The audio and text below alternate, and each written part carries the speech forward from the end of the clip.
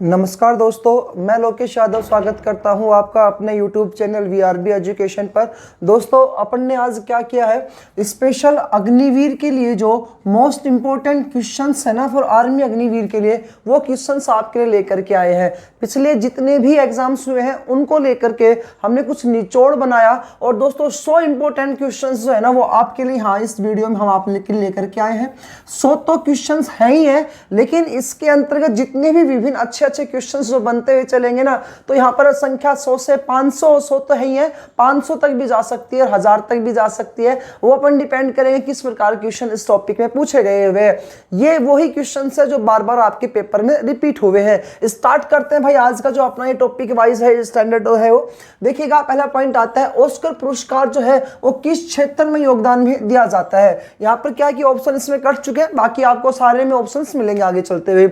Oscar पुरस्कार जो होता है बेटा किस क्षेत्र में दिया जाता है, ये क्वेश्चन पूछ रहा है। तो आप जानते हो सबसे बड़ा जो पुरस्कार जो होता है सिनेमा क्षेत्र का, वो कौन सा होता है, ऑस्कर होता है, जो विश्व का है भाई। ठीक है जी, अपन भारत की बात करते हैं, ये भारत की बात नहीं कर रहे, ये बात किसकी कर रहे हैं, ऑस्कर पुरस्कार विश्व का सबसे बड़ा पुरस्कार है। अब विश्व का सबसे बड़ा पुरस्कार है ना, तो किसका सबसे बड़ा पुरस्कार आता है, ऑस्कर। तो यहां पर आंसर क्या आएगा आपका, सिनेमा का। सिनेमा आप जानती हो सिनेमा क्या है जी, तो भाई सिनेमा क्या होता है, मूवी वगैरह जो होता है, इस मूवी में सबसे बड़ा ऑस्कर पुरस्कार दिया जाता है। हाल ही में अभी सबसे बड़ा पुरस्कार ऑस्कर अपने भारत में आया था।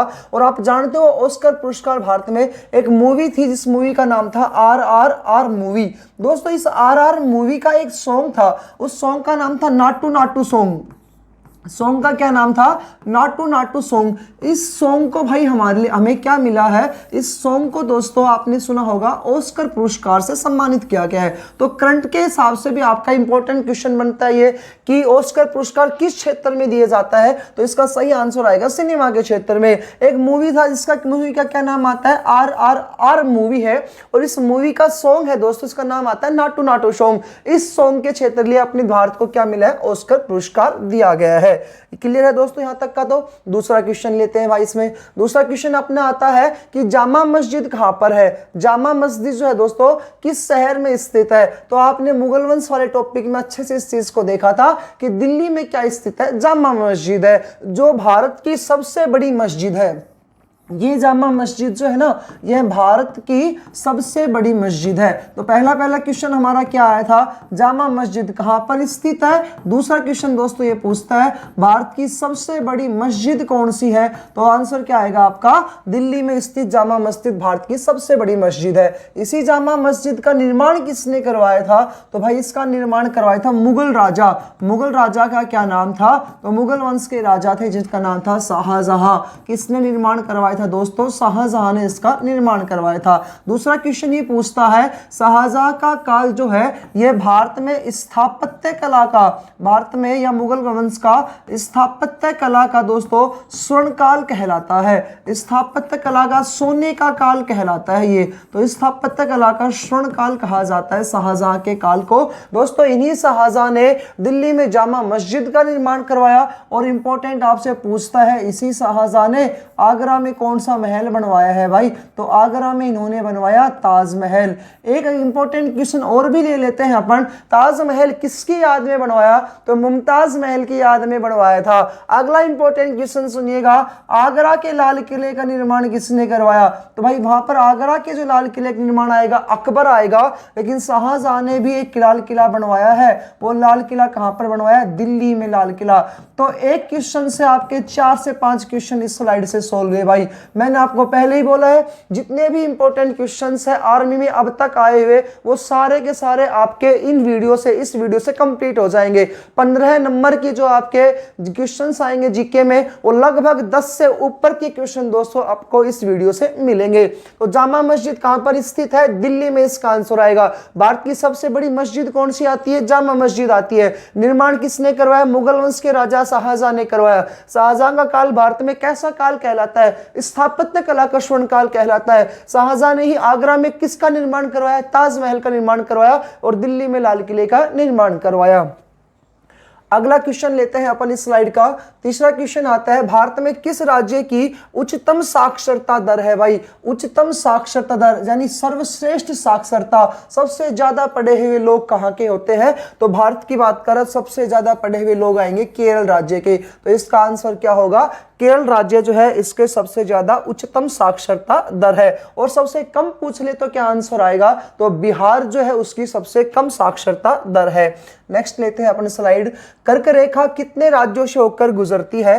तो कर्क रेखा भारत के 8 राज्यों से होकर गुजरती है, जिनका क्रम पेपर में पूछेगा तो पूर्व से पश्चिम या पश्चिम से पूर्व दोस्तों इसका क्रम पूछा जाता है। अपन बता रहे हैं पश्चिम से पूर्व इनका क्रम। सबसे पहले गुजरात राज्य से आती है, गुजरात के बाद राजस्थान में प्रवेश करेगी, गुजरात से राजस्थान दोस्तों, उसके बाद मध्य प्रदेश में, फिर है छत्तीसगढ़,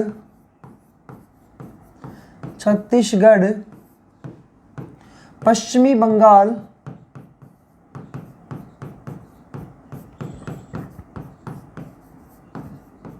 त्रिपुरा और लास्ट मिजोरम राज्य में। तो कर्क रेखा भारत के कितने राज्यों से गुजरती है भाई? 8 राज्यों से होकर गुजरती है। इसका गुजरात, राजस्थान, मध्य प्रदेश, छत्तीसगढ़, पश्चिमी बंगाल, त्रिपुरा, मिजोरम में होकर गुजरती है। कर्क रेखा जो है ये इसको कौन सी नदी 2 बार काटती है? तो भाई इसको माही नदी 2 बार काटती है, या फिर लिख सकते हैं अनास नदी इसको 2 बार काटती है। तो माही या अनास नदी कर्क रेखा को 2 बार काटती है। अगला क्वेश्चन पूछता है कि कौन सा शहर जो है या कौन सी राजधानी कर्क रेखा के किनारे बसे हुई है? तो कर्क रेखा के किनारे भाई तो रायपुर जो है वो छत्तीसगढ़ की राजधानी, ये भी कर्क रेखा के किनारे है। तो रायपुर जो है राजधानी छत्तीसगढ़ की कर्क रेखा किनारे। इसके अलावा झारखंड की राजधानी रांची, ये दोनों किसके किनारे आते हैं? कर्क रेखा के किनारे स्थित है। अगला एक जो ग्लोब होता है उस ग्लोब में अपन जानते हैं 2 प्रकार की काल्पनिक रेखाएं खींची जाती है, एक अक्षांश रेखा और दूसरी आती है देशांतर रेखा। तो कर्क रेखा भारत के 8 राज्यों से होकर गुजरती है। ऐसे ही दोस्तों एक होती है देशांतर रेखा, तो सीधी खड़ी हुई रेखा होती है उनको बोलते हैं अपन देशांतर रेखा। तो देशांतर रेखा भी एक भारत में से गुजरती है और उस रेखा का क्या नाम आता है? 82.5 डिग्री पूर्वी देशांतर रेखा। 82.5 डिग्री पूर्वी देशांतर रेखा, ये अक्षांश रेखा थी कर्क रेखा। 82.5 डिग्री पूर्वी देशांतर रेखा जो है ये भारत के कितने राज्यों से होकर के गुजरती है? तो इसका आंसर आएगा 5 राज्यों से होकर के गुजरती है। 5 राज्य कौन कौन से हैं दोस्तों? तो यूपी, दूसरा एमपी, तीसरा छत्तीसगढ़, यूपी, एमपी, छत्तीसगढ़, चौथा आता है इसमें उड़ीसा और 5वां राज्य आता है आंध्र प्रदेश। 5वां राज्य कौन सा आएगा दोस्तों इसमें? आंध्र प्रदेश। तो इन 5 राज्यों से होकर गुजरती है 82.5 डिग्री पूर्वी देशांतर रेखा। यहां पर पूछा था कर्क रेखा भारत के कितने राज्यों से गुजरी? 8। देशांतर रेखा भारत के कितने राज्यों से गुजरेगी? तो 5 राज्यों से होकर गुजरेगी। अगला इंपॉर्टेंट क्वेश्चन ये आता है कि यहाँ पर भी एमपी सेम है, यहाँ पर भी एमपी सेम है, यहाँ पर भी दोस्तों छत्तीसगढ़ आया कर्क रेखा में भी और देशांतर में भी क्या आया? छत्तीसगढ़। तो क्वेश्चन ये पूछता है वे राज्य जिनमें से कर्क रेखा भी गुजरती है और देशांतर रेखा भी गुजरती है, तो वो कौन कौन से राज्य हो गए आपके? तो भाई वे राज्य हो गए एमपी और छत्तीसगढ़, एमपी और छत्तीसगढ़। ये जो कर्क रेखा होती है ना, ये बताती है स्थिति को, यानी 0 डिग्री अक्षांश रेखा के समान ही ये तो बताती है भारत या कोई भी राज्य वगैरह कौन सी जगह पर स्थित है। जबकि ये देशांतर रेखा जो होती है दोस्तों ये बताती है समय को, और बताती है समय और स्थिति दोनों को बताती है देशांतर रेखाएं। अब भाई पूरे विश्व का समय तो लेती है 0 डिग्री देशांतर रेखा जो लंदन के ग्रीनविच शहर से बनाती है। भारत का समय कौन सी रेखा निश्चित करती है? तो आंसर क्या आएगा? 82.5 डिग्री रेखा भारत का समय निर्धारित करती है। अब दोस्तों ये कहां से करती है? तो यूपी के इलाहाबाद, और इलाहाबाद का ही नाम क्या आ चुका है? प्रयागराज। और दोस्तों यहां पर स्थान आता है मिर्जापुर या नैनी। मिर्जापुर या नैनी से भारत का समय निश्चित करती है। कौन सी रेखा करती है? 82.5 डिग्री पूर्वी देशांतर रेखा निश्चित करती है। यदि दोस्तों आपको वीडियो अच्छी लगे लाइक जरूर कर दीजिएगा, कमेंट्स में शेयर कर दीजिएगा और अपने दोस्तों के साथ शेयर करें। कमेंट में यस ओके जो भी आपको अच्छा लगे वो जरूर बताइएगा, क्योंकि एक टॉपिक है 100 क्वेश्चन क्वेश्चन और लगभग 1000 क्वेश्चनों का आज एक लक्ष्य बना करके मैं वीआरबी एजुकेशन पर आपका स्वागत करता हूं और कंटिन्यूटी आपको जो है क्वेश्चंस के आंसर यहां पर मिलेंगे। अगला क्वेश्चन देखते हैं दोस्तों। पांचवा क्वेश्चन जो आता है वह है 2011 की जनगणना के अनुसार भारत का लिंगानुपात क्या होता है। तो दोस्तों लिंगानुपात क्या होता है, तो कितनी महिलाओं के पीछे पुरुष होते हैं जी। तो 1000 पुरुषों की पीछे महिलाओं की संख्या जो होती है लिंगानुपात होती है। ये कह रहा है कि लिंगानुपात कितना है, तो आंसर क्या होगा इसका 943। लिंगानुपात कितना आएगा भारत का, तो 943 आता है भाई भारत का लिंगानुपात। नेक्स्ट क्वेश्चन की बात करते हैं। अगला क्वेश्चन आता है शिव समुदाय, ये जलप्रपात है। जलप्रपात क्या होते हैं, तो जलप्रपात होते हैं बिजली से पानी से बिजली प्राप्त करना। पानी से दोस्तों क्या प्राप्त करना, बिजली प्राप्त करना जलप्रपात कहलाता है। दोस्तों यहां कह रहा है कि शिव समुदाय जलप्रपात कहां पर स्थित है और किस नदी पर है। तो नदी का तो क्या आंसर आ जाएगा, ये महानदी पर है। और शिव समुदाय जलप्रपात की स्थिति पूछे तो भाई स्थिति भी पूछ सकता है, क्वेश्चन किसी भी प्रकार से पेपर में आ सकते हैं जी। और स्थिति पूछे तो दोस्तों आ जाएगा छत्तीसगढ़ में स्थित है। तो छत्तीसगढ़ में क्या आता है भाई, इसकी स्थिति आती है। नदी कौन सी है, ये महानदी है, जिसे महानदी आती है भाई। अगला क्वेश्चन लेते हैं अपन सातवां क्वेश्चन कह रहा है दक्षिण भारत की गंगा किसे कहते हैं। तो दोस्तों दक्षिण भारत की गंगा कहा जाता है कावेरी नदी को। और भारत में है सबसे बड़ी गंगा, ऐसे दक्षिणी भारत की गंगा किसे कहते हैं दोस्तों, कावेरी नदी इसका सही आंसर आ जाएगा। नेक्स्ट पॉइंट लेते हैं यहां पर नर्मदा और ताप्ती नदियों को। दोस्तों ये वेरी वेरी इंपॉर्टेंट दोनों क्वेश्चंस पूछे जाते हैं यहां पर, नर्मदा और ताप्ती नदी, इन दोनों को मैं यहां पर लिख देता हूं। इनके 3 क्वेश्चन आपके पेपर में आएगा। अच्छा इस क्वेश्चन का तो आंसर क्या आएगा, कावेरी। लेकिन नर्मदा और ताप्ती से रिलेटेड एक क्वेश्चन पूछता है, वो देखिएगा। पहला तो ये कि ढाल के विपरीत बहने वाली नदी कौन सी है, वे नदियां जो ढाल के विपरीत बहती हैं। तो दोस्तों ढाल के विपरीत बहने वाली नदी, ढाल के विपरीत बहने वाली ये दोनों क्या है, नदियां होती है। अगला क्वेश्चन क्या आता है दोस्तों कि ये नदियां जो होती है ना, ये भ्रंश घाटी में बहती है। कौन सी घाटी में बहते हैं भाई, ये भ्रंश घाटी में बहने वाली नदी है। वेरी गुड भाई। अगला क्वेश्चन देखते हैं, तो भ्रंश घाटी में बहने वाली नदियां हैं। तीसरा क्वेश्चन भी इंपॉर्टेंट है, ये नदियां एस्चुरी का निर्माण करती है। एस्चुरी को ही अपन बोलते हैं ज्वार नद मुख। तो जितने भी मेरे भाई तैयारी कर रहे हैं आर्मी, स्पेशल आर्मी अग्निवीर की क्लासेस जो है, जिन्होंने हमारे कमेंट्स को, जिन्होंने हमारी क्लासेस वीडियो को देखा है, वो प्लीज इनको जरूर देखिएगा। का निर्माण करती है, क्योंकि हमारा एक मोटिव था, हमारा एक लक्ष्य था कि आप सभी को शरीर पर आर्मी की वर्दी विराजे। आर्मी अग्निवीर की जो भर्ती आई हुई है, ये सभी जो भी तैयारी कर रहे हैं उन सभी का एक ही लक्ष्य होना चाहिए, आर्मी में सिलेक्शन लेना है। 15 नंबर की जीके आएगी और उसमें से दोस्तों 100 से 1000 क्वेश्चन है, जिसमें से कोशिश करूंगा 500 से 1000 क्वेश्चनों के मध्य बनाने की। लगभग क्वेश्चंस आपके पेपर में इन्हीं से पूछे जाएंगे, अपना इसकी गारंटी देता है। दूसरा क्वेश्चन दोस्तों, ये जितने भी क्वेश्चंस जो है ना आपके सामने आ रहे हैं, ये सारे के सारे वो क्वेश्चंस हैं जो आज तक पेपर में रिपीट हो चुके हैं। तो आप सोचो, ये सारे के सारे क्वेश्चंस रिपीट हो चुके हैं। सारे के सारे क्वेश्चंस किस में आए, सिलेबस में से आए। किस में से आए, सिलेबस में से। और सिलेबस पूरा किसने करवाया, वीआरबी एजुकेशन ने करवाया। वीआरबी एजुकेशन के आपके टीचर लोकेश सर ने भाई यहाँ पर पूरा का पूरा सिलेबस आपके सामने करवा रखा है। प्ले लिस्ट में एक एक वीडियो आपको मिलेंगी यहाँ से। यदि वीडियो में अगर नहीं मिलते हैं ना, तो जो सजा आप दोगे वो मंजूर है, लेकिन मेहनत आपको करनी है। यदि आपका सिलेक्शन होता है, कमेंट में जरूर बताएं किन किन बच्चों का सिलेक्शन हुआ। आप लोगों को प्रोत्साहन दिया जाएगा, यहाँ पर इनाम वितरित की जाएगी वीआरबी एजुकेशन के द्वारा। तो भाई आप जरूर हमसे जुड़े। अच्छा जी, नर्मदा और ताप्ती ढाल के विपरीत बहने वाली नदी, भ्रंश घाटी में बहने वाली नदी एस्चुरी ज्वार नद मुख का निर्माण करती है। तो ये क्वेश्चन भी आपको यहाँ पर याद रखना है जी। भाई खंबात की खाड़ी में गिरती है सूरत में। ये तीनों नदियां कहां पर गिरती है, सूरत में जाकर के। और खंबात की दोनों नदियां सूरत में जाकर के खंबात की खाड़ी में गिरती है भाई। अगला क्वेश्चन पूछता है, अगला क्वेश्चन क्या आता है इनसे, खंबात की खाड़ी में गिरती है। नर्मदा नदी और ताप्ती नदी, इनका उद्गम भी मध्य प्रदेश से होता है। भाई यहाँ पर इंपॉर्टेंट पॉइंट वैसे मैंने आपको पूरा का पूरा बता रखा है, प्लेलिस्ट में जाकर आप ज्योग्राफी को देखोगे तो नदी तंत्र वहां पर मिल भी जाएगा। बाकी इतना डीपली नहीं जाऊंगा मैं यहाँ पर। नर्मदा और ताप्ती के 3-4 क्वेश्चन आप यहाँ पर ध्यान रखिएगा। आलिया वेट, खड़िया वेट का निर्माण करती है। अगले क्वेश्चन लेते हैं भाई, अगली स्लाइड आती है अपनी 8वें नंबर की। भारत के कितने % भूमि पर वन है? तो भारत के कितने प्रतिशत हिस्से पर दोस्तों वन है? भाई भारत के कितने % हिस्से पर वन आते हैं? तो इसका आंसर क्या है, मतलब वर्तमान में कितने पर है, ऐसा कुछ पूछ रहा है। यहाँ पर ऑप्शन दे रखे 18%, 33%, 61.6% और 14%। भाई तो यहाँ पर इस थोड़ा सा इसको करेक्शन कर लीजिएगा, आंसर आएगा 24.66% भाग पर क्या है, वन है। तो इसका आंसर होगा 24.66% भाग पर वन है। अगर आंसर क्वेश्चन पूछता भारत के कितने % भूमि पर वन होने चाहिए, क्या होना चाहिए, वन होने चाहिए, तो आंसर क्या आएगा, कह रहा कितने प्रतिशत भाग पर वन होने चाहिए।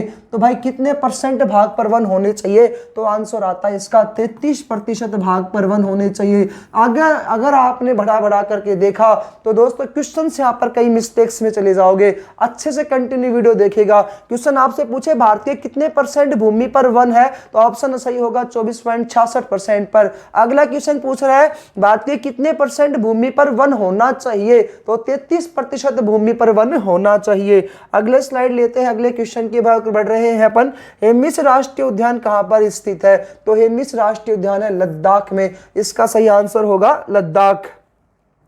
अगला क्वेश्चन है भारत की सबसे लंबी नदी कौन सी है? तो दोस्तों भारत की सबसे लंबी नदी आती है गंगा नदी, 2525 किलोमीटर लंबी, 2525 किलोमीटर लंबी गंगा नदी भारत की सबसे लंबी नदी है, जो पूर्णतः बहाव की दृष्टि से भी भारत की सबसे लंबी नदी है। पूर्णतः बहाव की दृष्टि से भारत की सबसे लंबी नदी है। अगला क्वेश्चन है गंगा नदी का उद्गम। तो भाई गंगा नदी जो है यह उत्तराखंड से निकलती है, लेकिन गंगा के नाम से ना निकल करके यहाँ पर 2 ग्लेशियर होते हैं। एक ग्लेशियर का नाम आता है भागीरथी नदी निकलती है, और एक नदी निकलती है अलकनंदा नदी। एक ग्लेशियर है सतोपथ ग्लेशियर, और एक सतोपथ ग्लेशियर से अलकनंदा नदी निकली। उसके बाद दोस्तों भागीरथी जो नदी निकलती है ये निकलती है गोमुख ग्लेशियर से। तो उत्तराखंड राज्य जो है इसमें दोस्तों 2 ग्लेशियर है। एक ग्लेशियर का नाम आता है सतपथ ग्लेशियर या सतोपंथ ग्लेशियर भी इसको बोल सकते हैं, और एक ग्लेशियर आता है इसमें गोमुख ग्लेशियर। अब गोमुख ग्लेशियर से तो एक नदी निकली जिसका नाम आता है भागीरथी नदी। इसके अलावा दोस्तों सतपथ ग्लेशियर से एक नदी निकली जिसका नाम आया अलकनंदा नदी। तो ये दोनों नदियां उत्तराखंड में आकर के मिलती है, मतलब दोनों उत्तराखंड में ही है, लेकिन यहाँ पर भी एक प्रयाग बनता है। प्रयाग बोलते हैं 2 नदियों के मिलने का स्थान। तो यहाँ पर जब दोनों नदियां मिलती है ना, उस समय यहाँ पर इस नदी का क्या नाम आता है, गंगा नदी। और दोनों नदियां कौन से स्थान पर आकर मिलती है, तो उत्तराखंड के देवप्रयाग नामक स्थान पर आकर के गंगा नदी मिलती है। 8.61 वर्ग किलोमीटर में इसका कुल बहाव क्षेत्र आता है। 61 वर्ग किलोमीटर में इसका कुल बहाव क्षेत्र आता है। इसके अलावा गंगा नदी को भारत की राष्ट्रीय नदी है, भारत की सबसे लंबी नदी तो है ही है, इसके अलावा यह भारत की राष्ट्रीय नदी भी है। राष्ट्रीय नदी है गंगा। 2 नवंबर 2008 को इसको राष्ट्रीय नदी के रूप में घोषित किया गया। इसके अलावा इसमें पाया जाता है गंगेज डॉल्फिन, जिसे राष्ट्रीय जलचर प्राणी के रूप में घोषित किया गया है। राष्ट्रीय नदी गंगा में पाया जाने वाला है जलचर प्राणी, जिसे भी 2 नवंबर 2008 को ही घोषित किया गया था, जिसका नाम आता है गंगेज डॉल्फिन। गंगेज डॉल्फिन ये इसमें पाया जाने वाला है। इसी समय दोस्तों एक आता है राष्ट्रीय जलमार्ग। राष्ट्रीय जलमार्ग भी गंगा नदी वाला ही आता है। राष्ट्रीय जलमार्ग 1600 किलोमीटर का है, जो हल्दिया से इलाहाबाद के बीच का है। हल्दिया से इलाहाबाद के बीच का जो स्थान है उसे राष्ट्रीय जलमार्ग के रूप में घोषित किया गया है। सबसे पहले यहाँ पर राजीव गांधी सरकार के द्वारा, प्रधानमंत्री राजीव गांधी के द्वारा यहाँ पर गंगा स्वच्छता कार्यक्रम योजना चलाया गया था। उसके बाद दोस्तों यहाँ पर इसको राष्ट्रीय नदी, राष्ट्रीय जलचर प्राणी राष्ट्रीय जल मार्ग वगैरह घोषित किया प्रधानमंत्री मनमोहन सिंह के द्वारा। तीसरा फिर इसके बाद आता है 2014 में प्रधानमंत्री नरेंद्र मोदी ने यहाँ पर नमामि गंगे कार्यक्रम योजना भी चला रखा है। तो इतने क्वेश्चन आपसे पेपर पूछता है गंगा नदी को लेकर के। गंगा नदी जो है दोस्तों, यह है गंगा नदी फिर पश्चिमी बंगाल में बहते बहते हुए पश्चिम बंगाल के फरक्का नामक स्थान पर जाकर के दो भागों में बट जाती है, एक पद्मा और एक हुगली के नाम से बट जाती है। और हुगली नदी जो है कलकत्ता शहर में बहती है।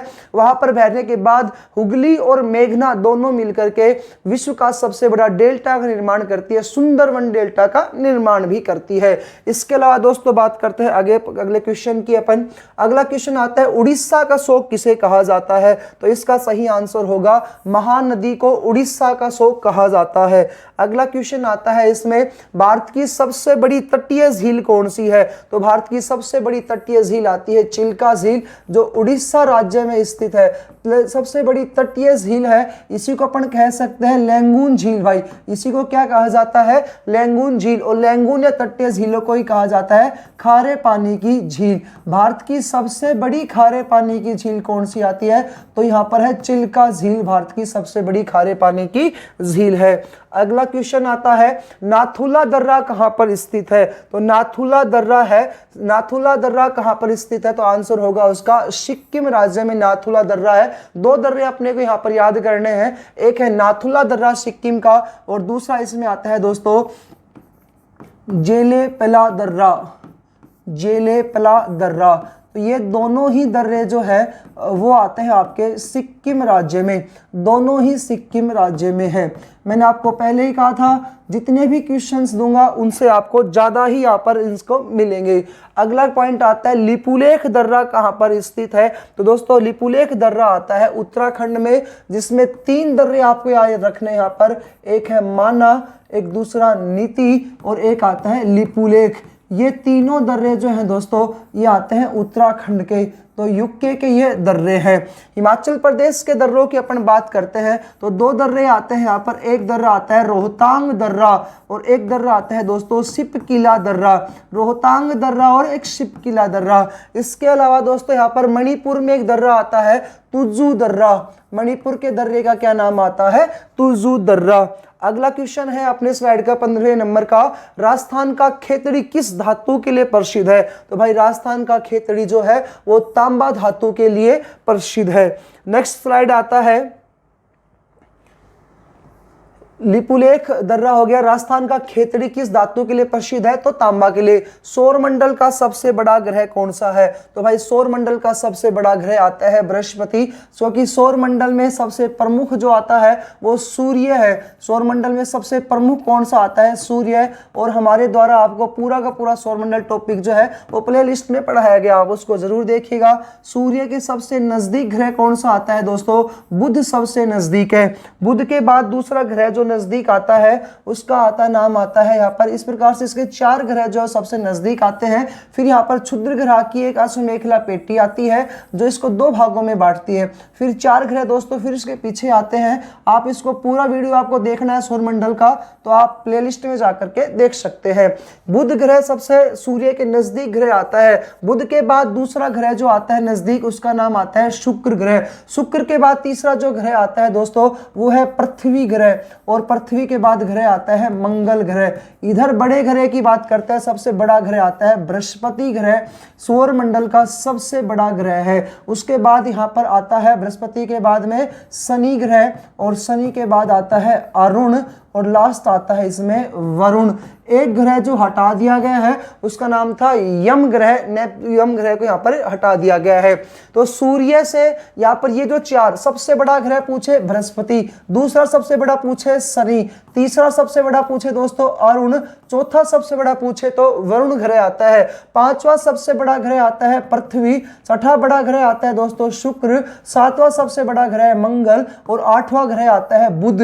तो सबसे बड़ा क्वेश्चन क्वेश्चन पूछा था, बृहस्पति सबसे बड़ा है और सबसे छोटा कौन सा आएगा, इसमें बुध ग्रह सबसे छोटा आता है। अब पूछे सूर्य के सबसे नजदीक कौन सा ग्रह है, तो सूर्य के सबसे नजदीक ग्रह आता है बुध।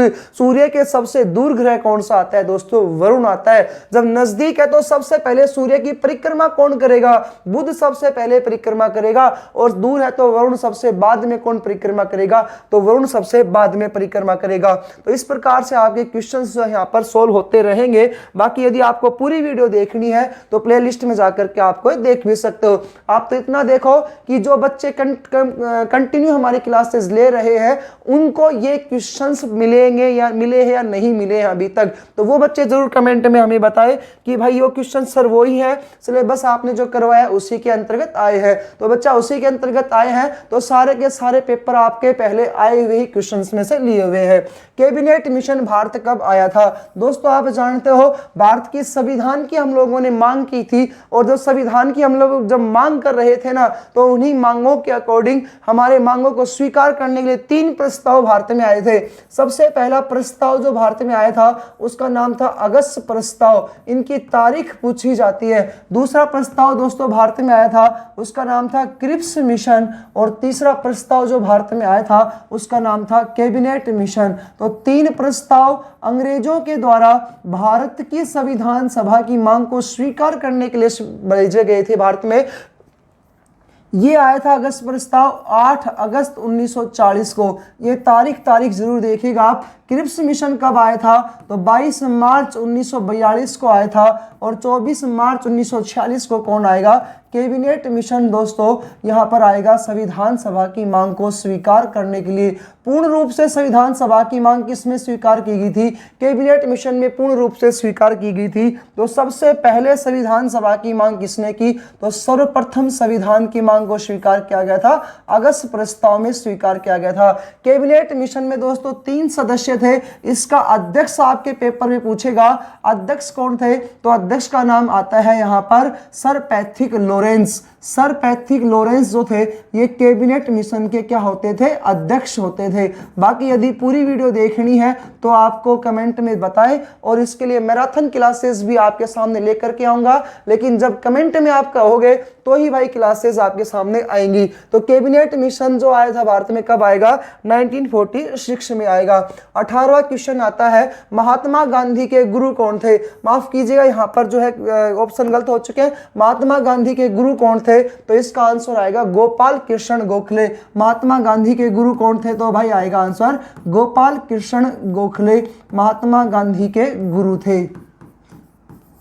और गोपाल कृष्ण गोखले के गुरु का नाम आपसे पूछ ले तो वो क्या आएगा, गोपाल कृष्ण गोखले के गुरु का नाम था महादेव गोविंद सिंह रानाडे। महादेव गोविंद सिंह रानाडे,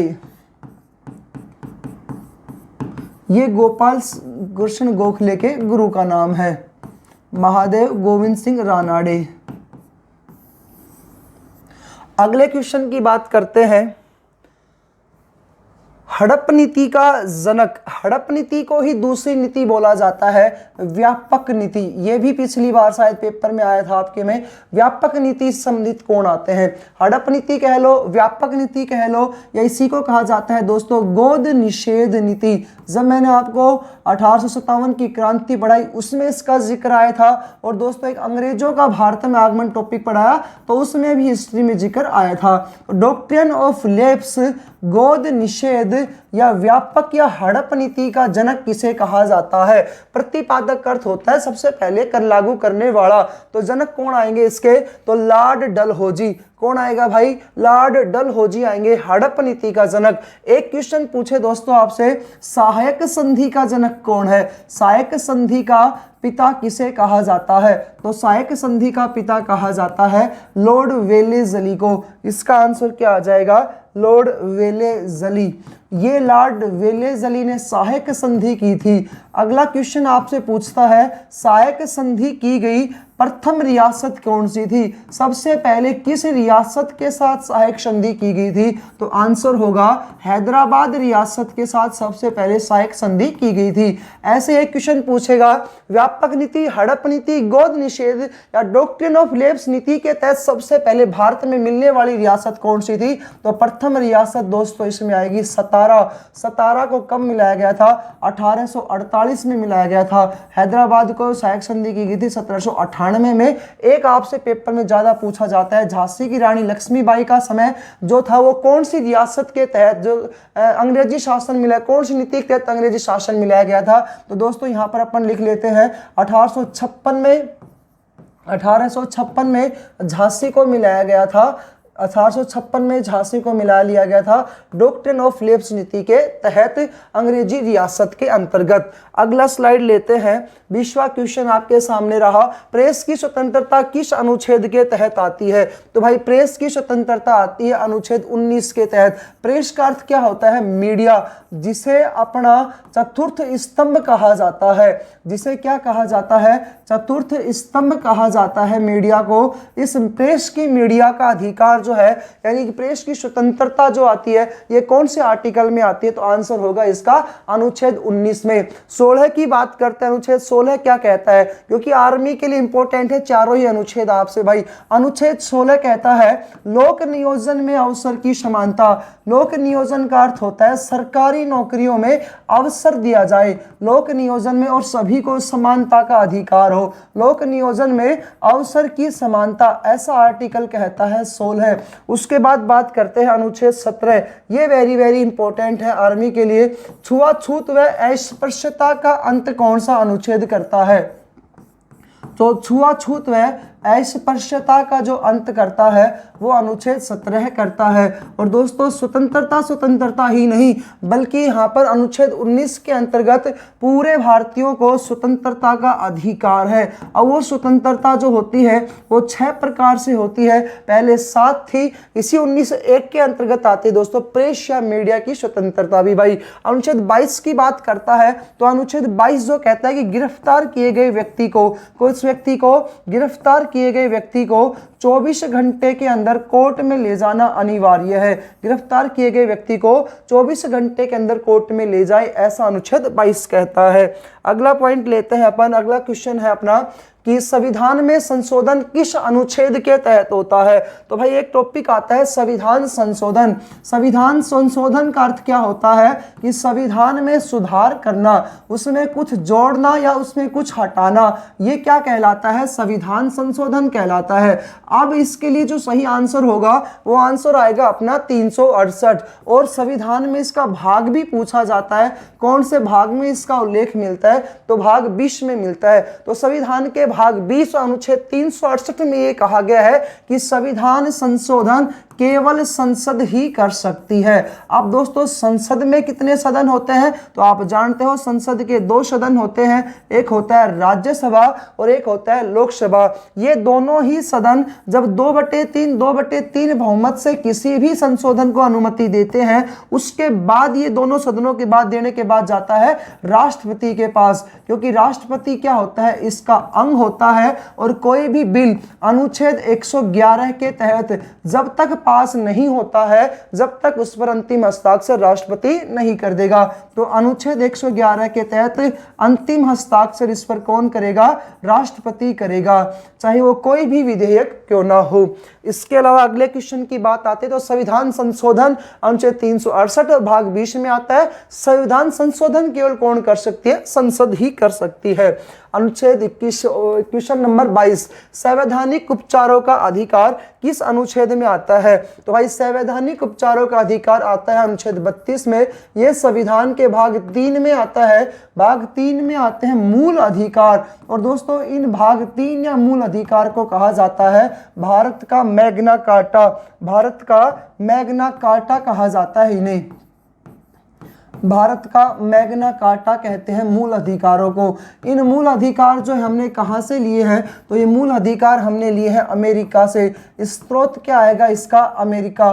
अगला क्वेश्चन पूछता है कि ये जो अनुच्छेद 32 है, मूल संविधान में मूल अधिकारों की संख्या दोस्तों 7 थी और वर्तमान में 6 है। अनुच्छेद 32 का क्वेश्चन पूछा गया है, तो अनुच्छेद 32 जो आता है दोस्तों, इसे संवैधानिक उपचारों का अधिकार, ये तो है ही है। इसके तहत दोस्तों 5 प्रकार की रिट जारी की जाती है, इसके तहत 5 प्रकार के आदेश या लेख जारी किए जाते हैं अनुच्छेद 32 के तहत। उनका यहाँ पर यूज लेना कोई जरूरी नहीं है, लेकिन इंपॉर्टेंट पॉइंट ये आता है, अनुच्छेद 32 को doctor BR Ambedkar, doctor Bhimrao Ambedkar के द्वारा क्या कहा गया है? तो डॉक्टर भीमराव अंबेडकर ने दोस्तों इसे संविधान की आत्मा कहा है। अनुच्छेद 32 को संविधान की आत्मा कहा, किसने कहा? डॉक्टर भीमराव अंबेडकर ने कहा। लेकिन क्वेश्चन आपसे पूछे संविधान की आत्मा किसे कहा जाता है, तो आंसर आएगा प्रस्तावना। लेकिन अब क्वेश्चन पूछे डॉक्टर भीमराव अंबेडकर ने संविधान की आत्मा किसे कहा है, तो आंसर वहां पर क्या होगा आपका? अनुच्छेद 32। क्यों? क्योंकि इसके तहत भारत के नागरिकों को सुप्रीम कोर्ट के द्वारा 5 प्रकार की रिट जारी करने का अधिकार दिया जाता है, तो वो अनुच्छेद 32 है इस वजह से। अगली स्लाइड पे आते हैं अपन, भारत के प्रथम प्रधानमंत्री कौन थे? तो भाई भारत के प्रथम प्रधानमंत्री कौन बने थे? पंडित जवाहरलाल नेहरू भारत के प्रथम प्रधानमंत्री बने थे। एक सरकार का गठन हुआ था, अंतरिम सरकार। जैसे संविधान सभा थी ना, ऐसे दोस्तों एक सरकार थी अंतरिम सरकार। इस अंतरिम सरकार का गठन हुआ था 2 सितंबर 1946 को। 2 सितंबर 1946 को दोस्तों इसका गठन हुआ था। और इसके जो अध्यक्ष थे, इस अंतरिम सरकार के जो अध्यक्ष थे, उस अध्यक्ष का नाम भी अपने पेपर में इंपॉर्टेंट आता है। उसका नाम है GV मावलंकर, गणेश वासुदेव मावलंकर। दोस्तों यही GV मावलंकर जो है, ये लोकसभा के प्रथम अध्यक्ष भी बने थे, इसलिए इन्हें लोकसभा का पिता कहा जाता है, इसलिए इन्हें लोकसभा का जनक भी कहते हैं। तो लोकसभा के प्रथम अध्यक्ष बने थे, इसलिए GV मावलंकर को कहा जाता है लोकसभा का पिता।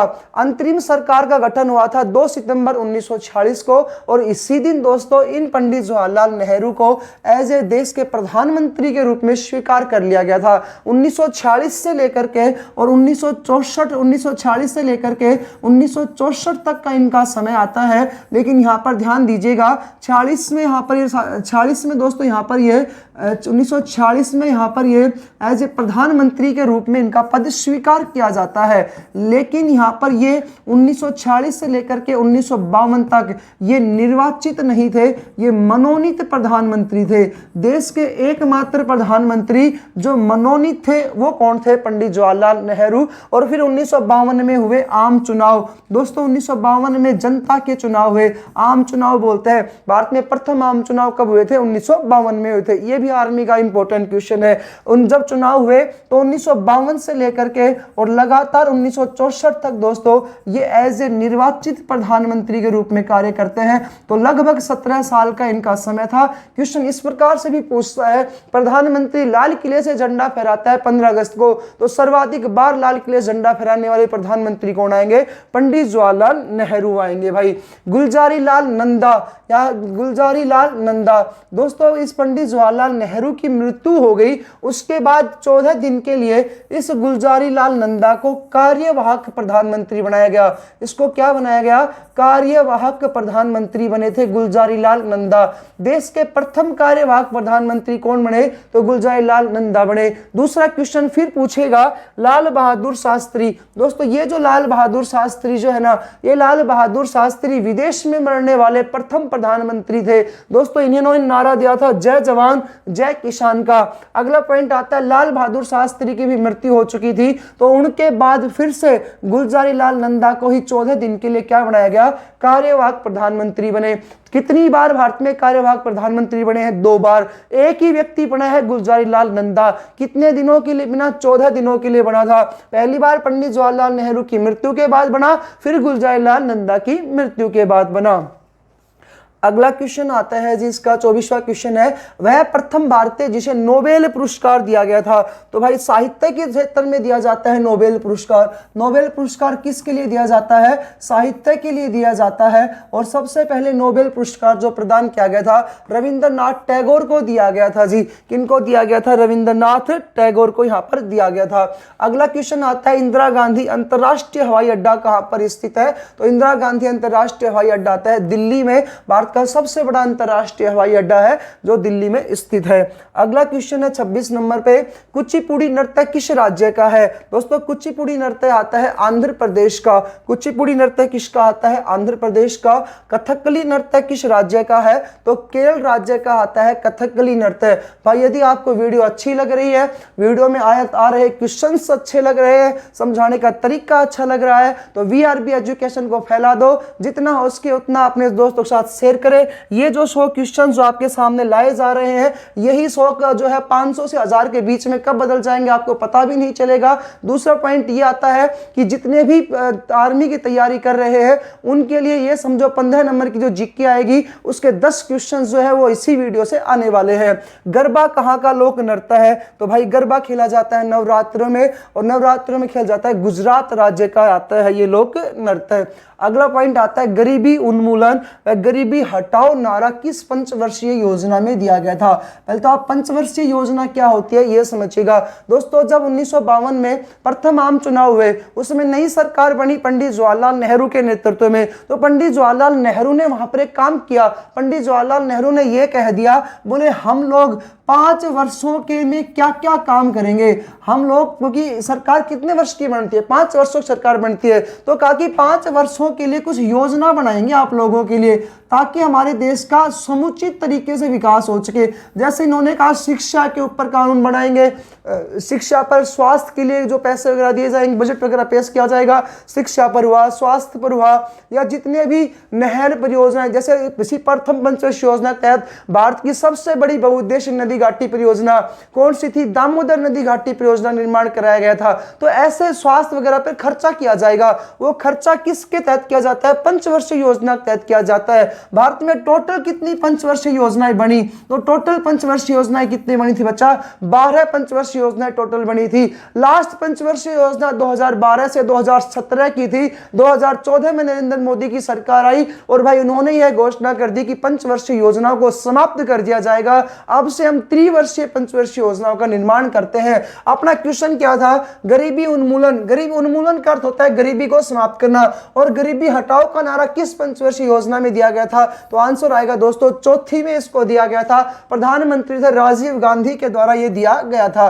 तो पीएम राजीव गांधी के द्वारा यहां पर गरीबी उन्मूलन और गरीबी हटाओ का दोस्तों क्या दिया गया था? नारा दिया गया था। यदि आपको कंटेंट अच्छा लग रहा है, आपके वीआरबी एजुकेशन की टीम की मेहनत अच्छी लग रही है दोस्तों, तो शेयर कर दो इस वीडियो को, उन सभी बच्चों के पास पहुंचा दो जो आर्मी की तैयारी कर रहे हैं, जो आर्मी की तैयारी कर रहे हैं, सबके पास ये वीडियो जानी चाहिए।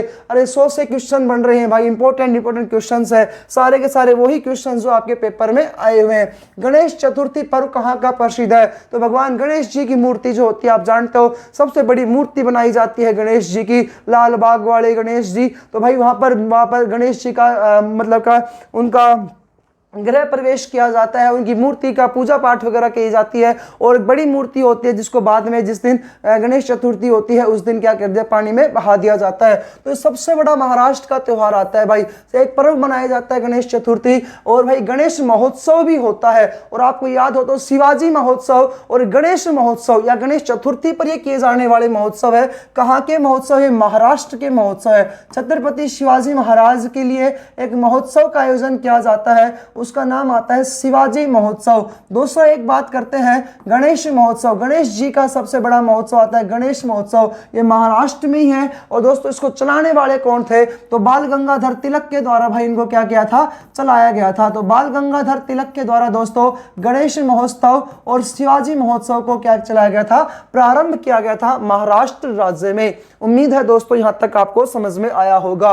फिर भी यदि किसी भी क्वेश्चन में कोई भी प्रॉब्लम आती है कमेंट में जरूर करें, और यदि अच्छी लगे तो जय हिंद जय भारत जरूर लिखे दोस्तों। बस यही चाहूंगा, अच्छा लग रहा है तो आपको जय हिंद और जय भारत लिखना है। यदि आप अच्छे से तैयारी कर रहे हो आर्मी की, यदि आपको सपना है कि आर्मी में आपको आप आर्मी में सिलेक्शन होवे, यदि आपका सपना है कि आपके शरीर पर वर्दी आए आर्मी की, तो दोस्तों जय हिंद जय भारत जरूर लिखे कमेंट में। अगला क्वेश्चन आता है सुल्तानपुर पक्षी वन्यजीव अभ्यारण्य कहां पर आता है? तो दोस्तों ये हरियाणा में है, और एकमात्र हरियाणा का ही है, सुल्तान मतलब एकमात्र हरियाणा में एक ही है और वो आता है सुल्तानपुरा पक्षी अभ्यारण्य हरियाणा में। हाँ जी, तो 31 तक हो चुके हैं। अगला क्वेश्चन अपन लेते हैं 32वां। सलीम अली पक्षी अभ्यारण्य कहां पर आता है दोस्तों? तो सलीम अली पक्षी अभ्यारण्य कहां पर आता है? गोवा में आता है भाई। ये जो सलीम अली थे ना, इन्हें कहा जाता है भारत का बर्डमैन, पक्षी मैन कहा जाता है, पक्षियों का आदमी है ये बर्डमैन। तो भारत के बर्डमैन के नाम से किसे जाना जाता है? तो आंसर होगा आपका सलीम अली को। लेकिन दोस्तों आपसे क्वेश्चन पूछे भारत का टाइगर मैन किसे कहा जाता है? तो भारत का टाइगर मैन दोस्तों कहा जाता है यहाँ पर डॉक्टर कैलाश साखला को। टाइगर मैन किसे कहा जाता है? डॉक्टर कैलाश साखला को कहा जाता है टाइगर मैन। तो एक तो थे बर्ड मैन और दूसरे कौन आए हैं? Tiger man. दोनों में अंतर है, ध्यान से इनको देखिएगा। सलीम अली पक्षी अभ्यारण्य कहां पर आता है? गोवा में आता है। अगला स्लाइड है, अगला क्वेश्चन है मानस बायोस्फीयर रिजर्व पार्क कहां पर है? बायोस्फीयर क्या होता है? बायोस्फीयर होते हैं जैव मंडल। तो भाई भारत में कुल जैव मंडल कितने हैं या बायोस्फीयर कितने हैं? तो आंसर क्या आएगा आपका? 18। और मैंने पूरा का पूरा टॉपिक आपको बताया भी था। ये जैव मंडल को लेकर के भारत में राष्ट्रीय उद्यानों की संख्या 103 आई थी। इसके अलावा दोस्तों यहाँ पर भारत में वन्यजीव अभ्यारण्य संख्या 515 आई थी। बायोस्फीयर आते हैं 18। इसके अलावा रामसर साइट आती है 26, हॉट स्पॉट आते हैं 4, होप स्पॉट आता है 1। तो बायोस्फीयर संख्या कितनी आती है? 18। और मानस कहां पर आता है दोस्तों? असम राज्य में आएगा। मानस राष्ट्रीय उद्यान भी है और मानो बायोस्फीयर रिजर्व पार्क भी है। भारत के प्रथम उपराष्ट्रपति कौन थे? तो भारत के प्रथम उपराष्ट्रपति थे डॉक्टर सर्वपल्ली राधाकृष्णन जी। 1952 में दोस्तों इन्होंने उपराष्ट्रपति का पद प्राप्त किया और लगातार 2 कार्यकाल इन्होंने यहां पर पूर्ण किए। भारत के प्रथम व्यक्ति, आज तक जितने भी भारत में जो उपराष्ट्रपति बने हैं ना, उनमें से दोस्तों 2 ही उपराष्ट्रपति ऐसे हैं जिन्होंने 2 कार्यकाल पूर्ण किए हैं। उसमें से पहले कौन आते हैं? तो भारत के प्रथम उपराष्ट्रपति थे डॉक्टर सर्वपल्ली राधाकृष्णन, जिन्होंने 2 कार्यकाल पूर्ण किए हैं भाई। इसके अलावा एक व्यक्ति और है जिन्होंने 2 कार्यकाल पूर्ण किए हैं, हामिद अंसारी। ये उपराष्ट्रपति है जिसने भी 2 कार्यकाल पूर्ण किए हैं। और डॉक्टर सर्वपल्ली राधाकृष्णन जो है दोस्तों, ये इनका बाद में उपराष्ट्रपति बनने के बाद क्या बने थे? देश के दूसरे राष्ट्रपति भी थे। भारत के प्रथम उपराष्ट्रपति और भारत के दूसरे क्या बने थे? ये राष्ट्रपति बने थे। अगला क्वेश्चन आता है, डॉक्टर सर्वपल्ली राधाकृष्णन जो है, इनके जन्म दिवस पर एक दिवस मनाया जाता है। उस दिवस का क्या नाम आता है? शिक्षक दिवस। तो टीचर्स डे बनाया जाता है भाई 5 सितंबर को। वो किसके जन्म दिवस पर बनाया जाता है? डॉक्टर सर्वपल्ली राधाकृष्णन के जन्म दिवस पर बनाया जाता है। डॉक्टर राजेंद्र प्रसाद देश के प्रथम राष्ट्रपति थे। इसने क्वेश्चन पूछा है उपराष्ट्रपति को लेकर के, वो प्रथम राष्ट्रपति थे भाई। इनका समय स्टार्ट होता है 24 जनवरी 1950 से लेकर के और फिर 1962 तक। 1962 तक भाई। 1962 में फिर डॉक्टर राजेंद्र प्रसाद की मृत्यु हो जाती है। उसके बाद 62 से लेकर के 67 तक ये डॉक्टर सर्वपल्ली राधाकृष्णन बनेंगे राष्ट्रपति। पहले उपराष्ट्रपति और फिर क्या बनते हैं? राष्ट्रपति बनते हैं। हीरालाल जे कानिया, इसको और देखिएगा दोस्तों, ये देश के प्रथम मुख्य न्यायाधीश थे। सुप्रीम कोर्ट का गठन हुआ था भारत में 28 जनवरी 1950 को। और दोस्तों उस समय जजों की संख्या थी सुप्रीम कोर्ट में 8। एक मुख्य न्यायाधीश था और 7 अन्य न्यायाधीश। एक जो मुख्य न्यायाधीश होता है तो first CJI, chief justice of India Bharat के, वो कौन थे? हीरालाल जे कानिया थे। 35वां क्वेश्चन आता है, भारत के प्रथम फील्ड मार्शल कौन है? तो भारत के प्रथम फील्ड मार्शल आएंगे दोस्तों, ये है सैम मानेकशॉ। सैम मानेकशॉ दोस्तों भारत के प्रथम फील्ड मार्शल है। 1973 में भाई प्रथम फील्ड मार्शल बने थे।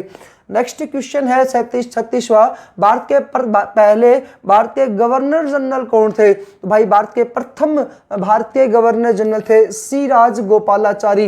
दोस्तों सबसे पहले अपने यहाँ पर पहले बंगाल का प्रथम गवर्नर बन करके आया था जिसका नाम था रॉबर्ट्स क्लाइव। फिर बंगाल का प्रथम गवर्नर जनरल था, फिर बंगाल गवर्नर था, फिर गवर्नर जनरल बन करके आए वॉरेन हेस्टिंग। फिर दोस्तों जब अंग्रेजों ने पूर्णतः भारत पर अधिकार कर ले तो बंगाल नहीं अब ब्रिटिश भारत कहलाने लगा। उसमें लॉर्ड विलियम बेंटिंग को भारत का प्रथम गवर्नर जनरल बनकर के आए। उसके बाद लॉर्ड कैनिंग जो था ना, उसके समय 1857 की क्रांति हुई तो महारानी ने गवर्नर जनरल का पद समाप्त करके और वाइसराय का पद बना दिया। तो लॉर्ड कैनिंग जो थे ना, वो उस समय हमारे गवर्नर, प्रथम अंतिम गवर्नर जनरल, प्रथम वाइसराय बने थे।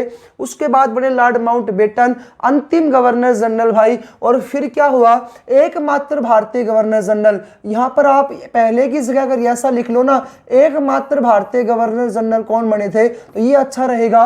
एकमात्र भी लिखेंगे और अंतिम भी लिखेंगे।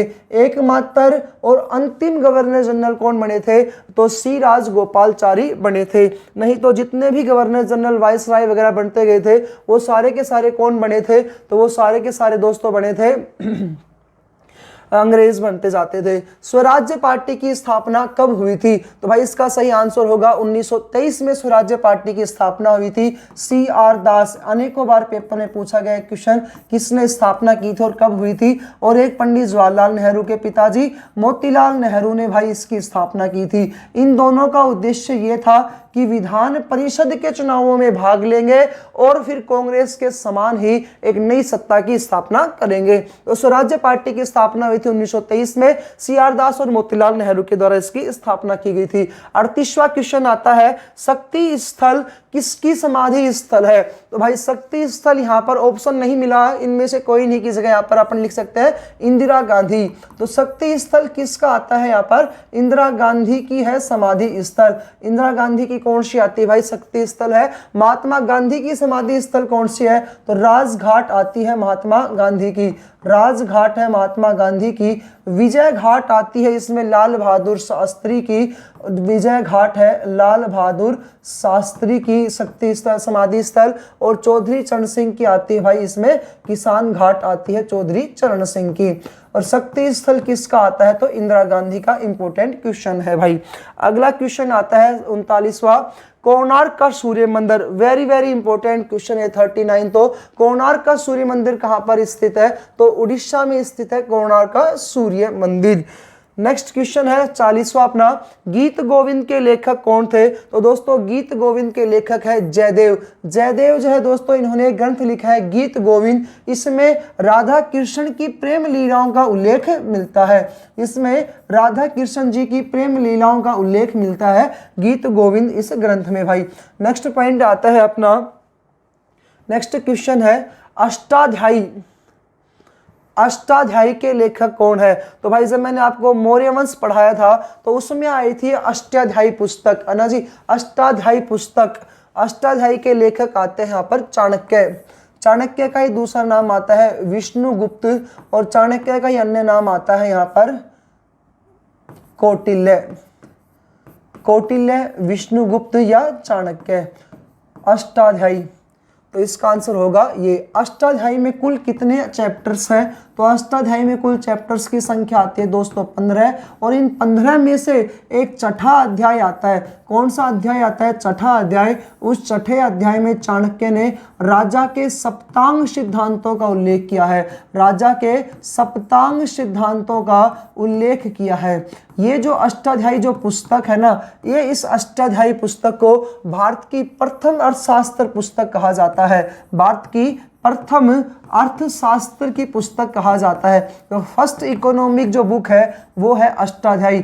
दोस्तों जैसी बुक यहाँ पर चाणक्य ने लिखी है ना, अर्थशास्त्र पुस्तक है, अर्थशास्त्र के ऊपर जो बुक चाणक्य ने लिखी है अष्टाध्यायी पुस्तक, ऐसी ही पुस्तक जो है वो कहाँ पर एक लिखी गई है, तो वो लिखी है प्रिंस पुस्तक। अष्टाध्यायी पुस्तक के समान एक पुस्तक आती है प्रिंस पुस्तक, जो प्रिंस पुस्तक लिखने वाले हैं मैकियावली। मैकियावली ने लिखी है प्रिंस पुस्तक। अब जो पुस्तक मैकियावली ने अर्थशास्त्र के ऊपर लिखी है, यूनान देश से संबंधित प्रिंस पुस्तक, वैसी ही पुस्तक अर्थशास्त्र के ऊपर यहाँ पर चाणक्य ने लिखी है, इसलिए चाणक्य का उपनाम आता है, चाणक्य को ही कहा जाता है भारत का मैकियावली। भारत का मैकियावली भी कहा जाता है दोस्तों चाणक्य को। अगला स्लाइड आती है अपनी 42वें क्वेश्चन के ऊपर, कांडला बंदरगाह कहां पर स्थित है? तो सबसे पहले अंग्रेज जिस बंदरगाह पर आए थे वो कौन सा आएगा? गुजरात का कांडला बंदरगाह। दोस्तों इसकी एक विशेषता तो ये भी आती है कि यह भारत में मुक्त व्यापार वाला बंदरगाह है, भारत का ज्वारीय बंदरगाह है। अब टोटल भारत में कितने ज्वारीय बंदरगाह आते हैं? तो दोस्तों टोटल भारत में ज्वारीय बंदरगाहों की संख्या आती है 2। भारत में कितने ज्वारीय बंदरगाह है? तो 2 ज्वारीय बंदरगाह है। सबसे बड़ा ज्वारीय बंदरगाह आता है कलकत्ता का, कलकत्ता जो पश्चिमी बंगाल में है, और दूसरा आता है कांडला का जो गुजरात में है। सबसे बड़ा पृष्ठीय प्रदेश कौन सा बंदरगाह रखता है? कलकत्ता। और दूसरा पृष्ठीय प्रदेश कौन सा रखता है? कांडला। तो कांडला बंदरगाह जो है दूसरा बड़ा पृष्ठीय प्रदेश रखने वाला है, और भारत का ज्वारीय बंदरगाह है कौन से नंबर का? ये 2nd नंबर का ज्वारीय बंदरगाह। भारतीय मुक्त व्यापार बंदरगाह भी कांडला बंदरगाह गुजरात में ही स्थित है। 43 क्वेश्चन है अपना, रावत भाटा परमाणु संयंत्र कहां पर स्थित है? भाई जो परमाणु संयंत्र स्थापित किए जाते हैं तो रावत भाटा आता है राजस्थान में। यह भारत का दूसरा बड़ा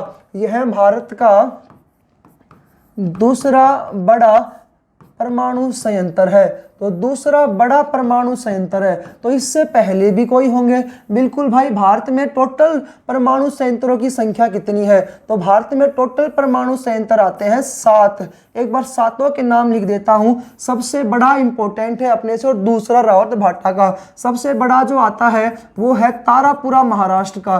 तारापुरा महाराष्ट्र का सबसे बड़ा है। भाई बड़े छोटे का अर्थ यहाँ पर ये है कि यहाँ पर क्षमता होती है, इकाई लगाई जाती है बिजलियों की, तो वहां पर इकाई की क्षमता होती है, उसके अकॉर्डिंग सबसे बड़ा और सबसे छोटा तारापुरा महाराष्ट्र का है। दूसरे नंबर पे आता है रावत भाटा चित्तौड़गढ़ का। भाई तो भारत में 7 परमाणु संयंत्र है। सबसे बड़ा इसमें कौन सा आता है? तो तारापुरा महाराष्ट्र का। दूसरा आता है रावत भाटा राजस्थान का। अन्य भी देख लेते हैं यहाँ पर अपन। तीसरा बंदरगाह आता है केंगा बंदरगाह। ये केंगा बंदरगाह आता है दोस्तों कर्नाटक में। केंगा बंदरगाह है कर्नाटक का। अगले बंदरगाह का नाम आता है चौथे पे काकरपारा बंदरगाह। ये स्थित है गुजरात राज्य में। तो भारत में कुल परमाणु संयंत्रों की संख्या आती है 7। ये पेपर में अनेकों बार क्वेश्चन में आया हुआ है। 5वां क्वेश्चन है दोस्तों, 5वां आता है इसमें अपना कुडनकुलम और एक है कलपक्कम। कुडनकुलम और एक आता है दोस्तों इसमें कलपक्कम। ये दोनों बंदरगाह आते हैं तमिलनाडु में। ये दोनों बंदरगाह नहीं, परमाणु संयंत्र कहाँ पर आते हैं जी? तमिलनाडु में। और एक लास्ट बंदरगाह और लेते हैं अपन इसमें। 7वें नंबर का बंदरगाह है, सॉरी माफ कीजिएगा, 7वें नंबर का परमाणु संयंत्र है जो है नरोरा। और नरोरा कहाँ पर पड़ता है? यूपी में। तो नरोरा यूपी में आता है 7वें नंबर का परमाणु संयंत्र। भारत में कुल परमाणु संयंत्रों की संख्या कितनी आ गई? 7। इन 7 में से सबसे बड़ा पूछे तो तारापुरा महाराष्ट्र का, दूसरा बड़ा पूछे रावत भाटा का। बाकी तो आप इनका जगह जगह देख लो कि कौन सा कहाँ पर स्थित है। अगला क्वेश्चन है भाई अपना 44वें पे, भारत की प्रथम महिला राज्यपाल कौन थी? तो इसका आंसर आएगा सरोजिनी नायडू। भारत की प्रथम महिला राज्यपाल थी। अगला क्वेश्चन आता है इसमें, माउंट एवरेस्ट पर चढ़ने वाली प्रथम भारतीय महिला कौन थी? तो दोस्तों बछेंद्री पाल जो है वो माउंट एवरेस्ट पर चढ़ने वाली भारत की प्रथम महिला थी। अगला क्वेश्चन आता है जी 46 नंबर इसमें, रोवर्स कप, संतोष ट्रॉफी और ये डुरंड कप जो है ये किस खेल से संबंधित है? तो भाई ये इसका आंसर आएगा फुटबॉल से संबंधित आते हैं रोवर्स कप, संतोष ट्रॉफी और डुरंड कप। 47 क्वेश्चन है अपना, एजरा कप किस खेल से संबंधित है? तो एजरा कप आता है दोस्तों पोलो से। इसका आंसर आएगा पोलो। उसके बाद बिस्मिल्लाह खान जो थे ये कौन सा वाद्य यंत्र बजाते थे? तो दोस्तों यहाँ पर बिस्मिल्लाह खान जो थे ये यहाँ पर सहनाई बजाते थे। क्या बजाते थे? सहनाई। तो इसका राइट आंसर आएगा सहनाई बजाने में निपुण थे बिस्मिल्लाह खान जी। अगला क्वेश्चन है 49 पे, जाकिर हुसैन कौन सा वाद्य यंत्र बजाते थे? तो भाई जाकिर हुसैन जो वाद्य यंत्र बजाते थे उनका नाम आता है तबला। तो इनका कौन सा वाद्य यंत्र आता है? तबला। अगला क्वेश्चन आता है डायनेमो के आविष्कारक कौन थे? तो दोस्तों डायनेमो के आविष्कारक आते हैं इसमें माइकल फराडे। तो ये 50वां क्वेश्चन था अपना, माइकल फराडे। हाँ जी, तो ये 50 क्वेश्चन हो गए अपने। अगले स्लाइड पे आते हैं, क्या वाला क्वेश्चन है भाई अपना ये। यदि आपको कोई दिक्कत है तो कमेंट में जरूर बताएं, कोई भी क्वेश्चन हो सकता है गलत हो गया हो तो कमेंट में बताएं। बाकी यदि आपको क्लास अच्छी लगे ना तो वीडियो को लाइक करें। भारत की सर्वाधिक सीमा किस देश के साथ लगती है? तो भाई इसका क्या आंसर आएगा? बांग्लादेश के साथ हमारी सबसे ज्यादा सीमा लगती है, 4096 किलोमीटर सीमा लगती है बांग्लादेश के साथ भाई। और सीमा का नाम भी क्या आता है? तो बांग्लादेश के साथ हमारी सीमा, अच्छा पाकिस्तान के साथ सीमा देख लेते हैं, रेड क्लिफ सीमा आती है पाकिस्तान के साथ। नेपाल, भूटान और एक देश आता है म्यांमार, इन तीनों के साथ कैसी सीमा लगती है? प्राकृतिक सीमा लगती है। इन तीनों के साथ प्राकृतिक सीमा लगती है। बांग्लादेश के साथ भी हमारी सीमा का क्या नाम आता है दोस्तों? रेड क्लिफ ही है भाई। दोनों के साथ रेड क्लिफ क्या है तो उसको एक बार समझिएगा आप। ये अपना भारत है और इस समय यहाँ पर पाकिस्तान वाला क्षेत्र जो था ना भारत में ही होता था। तो ये पाकिस्तान आज का पाकिस्तान है। जब 14 अगस्त 1947 को पाकिस्तान देश आज़ाद हुआ ना, इस साइड पाकिस्तान है और इस साइड जो सीमा लगती है किसकी लगती है? बांग्लादेश की। तो ये साइड मान लो आप ये बांग्लादेश है, तो ये बांग्लादेश तो आज है। लेकिन जब 14 अगस्त 1947 को पाकिस्तान आज़ाद हुआ था उस दिन ये तो पाकिस्तान दो भागों में बटा हुआ था, एक ये पूर्वी पाकिस्तान और एक आता है पश्चिमी पाकिस्तान। तो ये तो है दोस्तों पश्चिमी पाकिस्तान जो वर्तमान में पाकिस्तान के रूप में है, और ये था पूर्वी पाकिस्तान जो वर्तमान में बांग्लादेश के रूप में है। तो पश्चिमी पाकिस्तान था और ये कौन सा था? पूर्वी पाकिस्तान था। ठीक है जी, ये पूर्व दिशा, ये पश्चिम दिशा। अब क्या हुआ? पश्चिमी पाकिस्तान और पूर्वी पाकिस्तान दोनों के बीच में एक रेखा खींची गई, उस रेखा का भारत और पाकिस्तान का विभाजन हुआ। तो रेखा का क्या नाम आ जाएगा? यहाँ पर रेड क्लिफ रेखा आएगी जो पूर्वी पाकिस्तान और पश्चिमी पाकिस्तान के बीच में थी। फिर क्या हुआ? 1971 की बात है जी। 1971 में प्रधानमंत्री थी इंदिरा गांधी, और यहाँ बांग्लादेश में इस पाकिस्तान से अलग होने के आंदोलन होने स्टार्ट हो गए, मांग होनी स्टार्ट हो जाती है। तो 1971 में प्रधानमंत्री इंदिरा गांधी के द्वारा इधर बांग्लादेश को एक नया देश बनवाने की पूरी प्रयास किया जाता है, जिसमें वो सफल भी होते हैं। भारतीय सेना इसमें सफल कदम उठाती है और पूर्वी पाकिस्तान को समाप्त करके 1971 में यहाँ पर बांग्लादेश को एक नया देश बना दिया जाता है। तो दोनों के बीच में अपनी कौन सी सीमा आती है दोस्तों? यहाँ पर रेड क्लिफ ही सीमा आती है। नेपाल, भूटान, म्यांमार, इनके साथ हमारी प्राकृतिक सीमा आती है। हमारे जो पड़ोसी देशों की संख्या आती है 9, इनमें से 9 में से दोस्तों 7 आते हैं स्थलीय सीमा वाले और 2 आते हैं जलीय सीमा वाले। यदि आपको कुछ कंटेंट वगैरह चाहिए ज्यादा तो आप प्लेलिस्ट में जाकर के वीआरबी एजुकेशन का जो आप यूट्यूब चैनल देख रहे हो, इसी चैनल पर जाकर प्लेलिस्ट में जब आप जाओगे तो वहां पर आपको पूरा कंटेंट इसमें दे दिया जाएगा।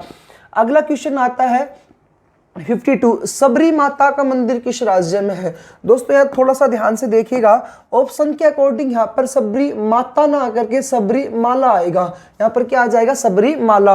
देखिएगा सबरी माला का मंदिर जो आता है वो केरल राज्य में आता है, लेकिन यदि आपसे यहाँ पर पूछता सबरी माता का मंदिर, तो सबरी माता का मंदिर आता है वहां पर छत्तीसगढ़ में। तो सबरी माला का मंदिर कहाँ पर आएगा? केरल राज्य में। इंपॉर्टेंट क्वेश्चन है ये केरल वाला, सबरी माला का मंदिर। खजुराहो का मंदिर, ये भी इंपॉर्टेंट है भाई। खजुराहो का मंदिर जो है ये कहां पर स्थित आता है? तो खजुराहो के मंदिर आता है एमपी में, मध्य प्रदेश में। अगला क्वेश्चन है 54 पे, भारत का सबसे लंबा बांध कौन सा है? तो सबसे लंबा बांध है दोस्तों महानदी पर बना हुआ है, जिसका नाम आता है हीराकुंड बांध। तो हीराकुंड बांध जो है यह भारत का सबसे लंबा बांध है भाई। और कौन सी नदी पर बना हुआ है दोस्तों? ये महानदी पर। तो इसका आंसर आ गया महानदी। भारत का सबसे लंबा बांध पूछे तो इस क्वेश्चन का आंसर आएगा हीराकुंड बांध है। ये हीराकुंड बांध कौन सी नदी पर बना हुआ है दोस्तों? महानदी पर बना हुआ है। कहां पर स्थित है? उड़ीसा में स्थित है भाई। ये कहां पर स्थित है? उड़ीसा में। नेक्स्ट पॉइंट लेते हैं, ये जो हीराकुंड बांध है लगभग 25.8 किलोमीटर लंबा है, जो भारत का सबसे लंबा बांध है। अगला क्वेश्चन इसी टॉपिक में से इसी क्वेश्चन देखिएगा, टिहरी बांध, भाखड़ा नांगल बांध। दोस्तों पहले टिहरी बांध को ले लेता हूं। जो टिहरी जो बांध है ना, ये वर्तमान में भारत का सबसे ऊंचा बांध है। यहां क्वेश्चन क्या था? भारत का सबसे लंबा बांध कौन सा था? तो हीराकुंड बांध आया था। लेकिन क्वेश्चन पूछे वर्तमान में भारत का सबसे ऊंचा बांध, तो सबसे ऊंचा बांध कौन सा आता है, तो उसका नाम आएगा टिहरी बांध। ये टिहरी बांध आता है 261 मीटर ऊंचा बांध है। साथ ही साथ ये टिहरी बांध ये टिहरी बांध जो है किन नदियों के संगम पर स्थित है, तो भागीरथी और भीलंगाना नदियों के संगम स्तर पर बना हुआ है। ये वर्तमान में भारत का सबसे ऊंचा बांध है जो 261 मीटर ऊंचा है, उत्तराखंड राज्य में ये स्थित है भाई। इसके अलावा दूसरा ऊंचा बांध, भारत का दूसरा ऊंचा बांध आता है भाखड़ा नांगल बांध। वो सबसे ऊंचा बांध था, ये भारत का दूसरा सबसे ऊंचा बांध है भाई। ये 226 मीटर ऊंचा है। टिहरी बांध से पहले भारत का सबसे ऊंचा बांध कौन सा हुआ करता था, तो यहाँ पर भाखड़ा नांगल बांध हुआ करता था। ये हिमाचल प्रदेश और पंजाब की सीमा पर बना हुआ है, जो सतलज नदी के संगम पर स्थित है। सतलज नदी पर बना हुआ है। इसका क्वेश्चन आता है भाखड़ा नांगल बांध का। इसी भाखड़ा नांगल बांध में दोस्तों सतलज नदी के पानी को रोक करके भारत की सबसे बड़ी प्राकृतिक झील भी बनाई गई है। भारत की सबसे बड़ी प्राकृतिक झील सतलज नदी के पानी को रोककर बनाई गई है, जिसका नाम क्या आता है, गोविंद वल्लभ सागर झील। अगला क्वेश्चन आता है 55वां, भारत रत्न प्राप्त करने वाले पहले खिलाड़ी कौन है, तो इसका आंसर होगा सचिन तेंदुलकर। मास्टर ब्लास्टर के नाम से, बिंक मास्टर के नाम से भी जाना जाता है। 56 क्वेश्चन है, अरुणाचल प्रदेश की राजधानी क्या है, तो आंसर होगा दोस्तों इसका ईटानगर। ईटानगर क्या है, अरुणाचल प्रदेश की राजधानी है। भारत में कितने राज्य और यूटी है, तो भारत में कितने राज्य यूटी है, वर्तमान में 28 राज्य है दोस्तों और 8 यूटी है।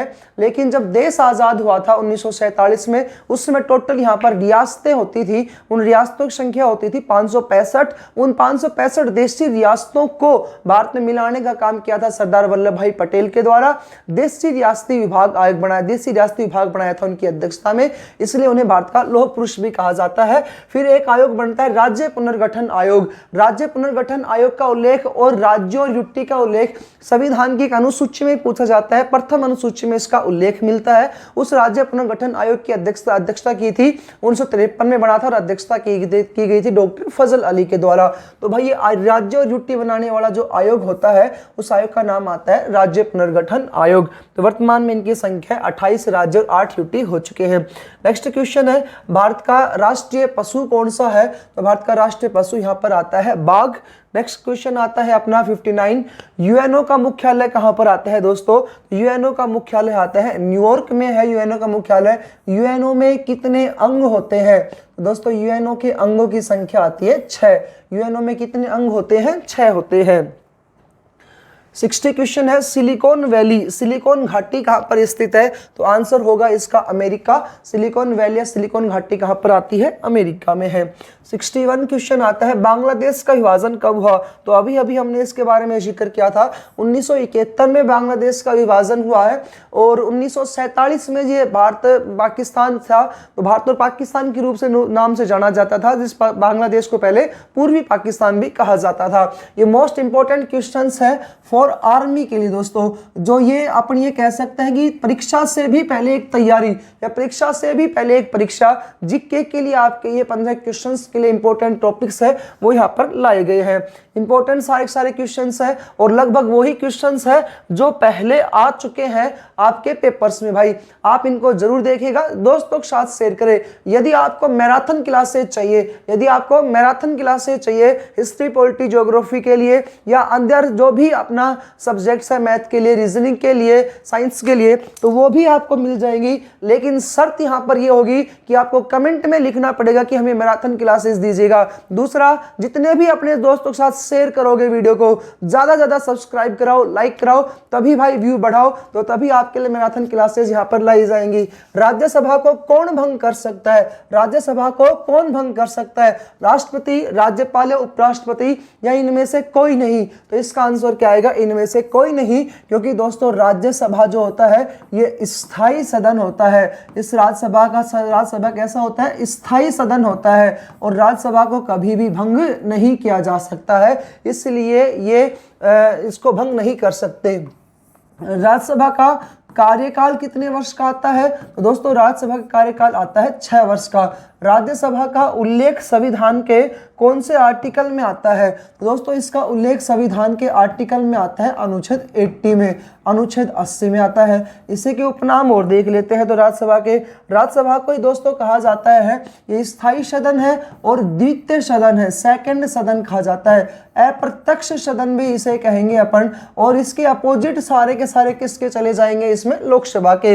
ये स्थायी, लोकसभा अस्थायी। ये दूसरा सदन राज्यसभा, वो प्रथम सदन। ये अप्रत्यक्ष सदन, वो प्रत्यक्ष सदन। इसे कहा जाता है विद्वानों का सदन, विद्वानों का सदन कहेंगे दोस्तों, या इसे कहा जाता है वरिष्ठों का सदन। यह है दोस्तों उच्च सदन। राज्यसभा को कौन सा सदन कहा जाता है? उच्च सदन भी कहा जाता है। राज्यसभा का कार्यकाल 6 वर्ष का आता है। इसमें भाई सबसे इंपॉर्टेंट, सबसे पॉइंट आता है कि राज्यसभा के सदस्यों का अपन देख लेते हैं सीट वगैरह को लेकर के।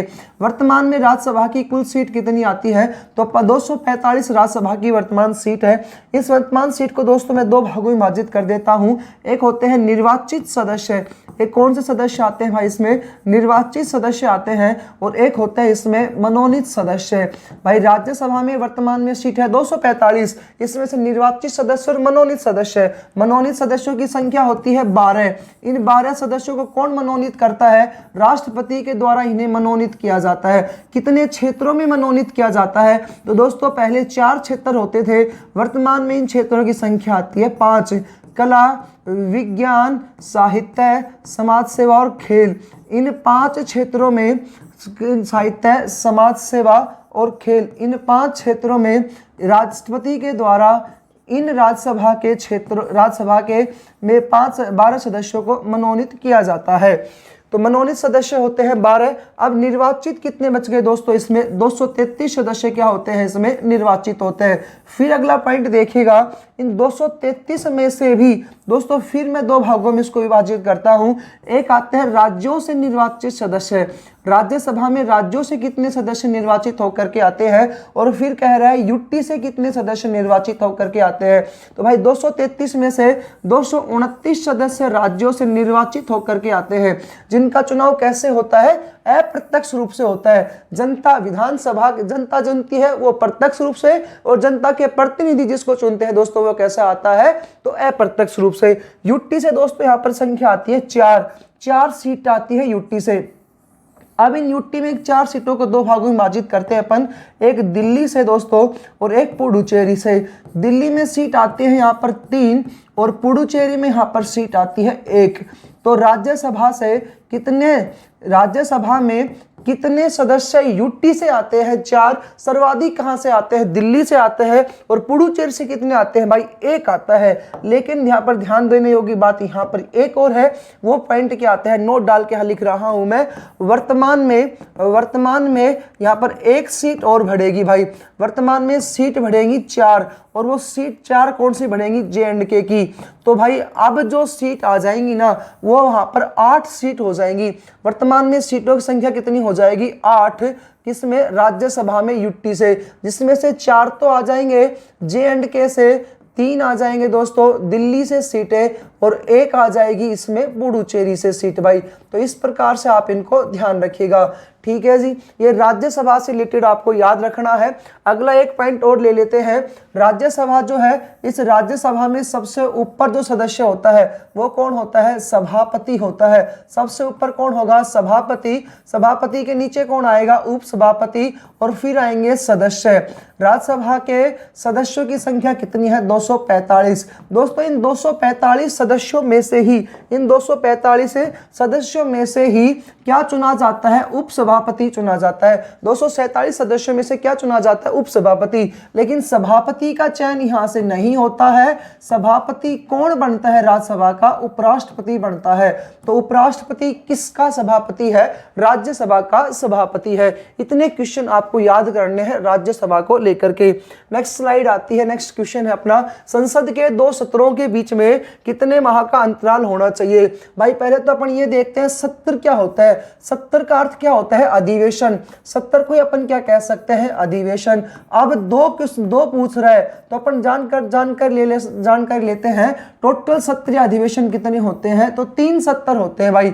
अब इन 3 सत्रों में से दोस्तों एक साल में 12 महीने हो गए, तो हर में 4 का अंतर हो सकता है, यानी कि 4 महीने बाद फिर दूसरा करवा लिया, फिर तीसरा करवा लिया। लेकिन यहां पर यह कहता है यदि 3 सत्र है ना, तो तीनों में से 2 सत्र जो होते हैं उनके बीच में 6 माह से अधिक का अंतर नहीं होना चाहिए। तो इसका आंसर क्या आ जाएगा, 6 महीने। तो संसद के 2 सत्रों के बीच में कितना अंतराल होता है, तो दोस्तों 6 महीने से अधिक का नहीं होना चाहिए, लेकिन कितना अंतराल होता है, या क्वेश्चन क्या पूछ रहा है, क्वेश्चन को आप देखो, संसद के 2 सत्रों के बीच में कितना अंतराल होता है, तो भाई अधिकतम भी पूछे तो भी 6 महीना ही आएगा। क्या आंसर आएगा यहाँ पर, 6 माह आंसर आ जाएगा।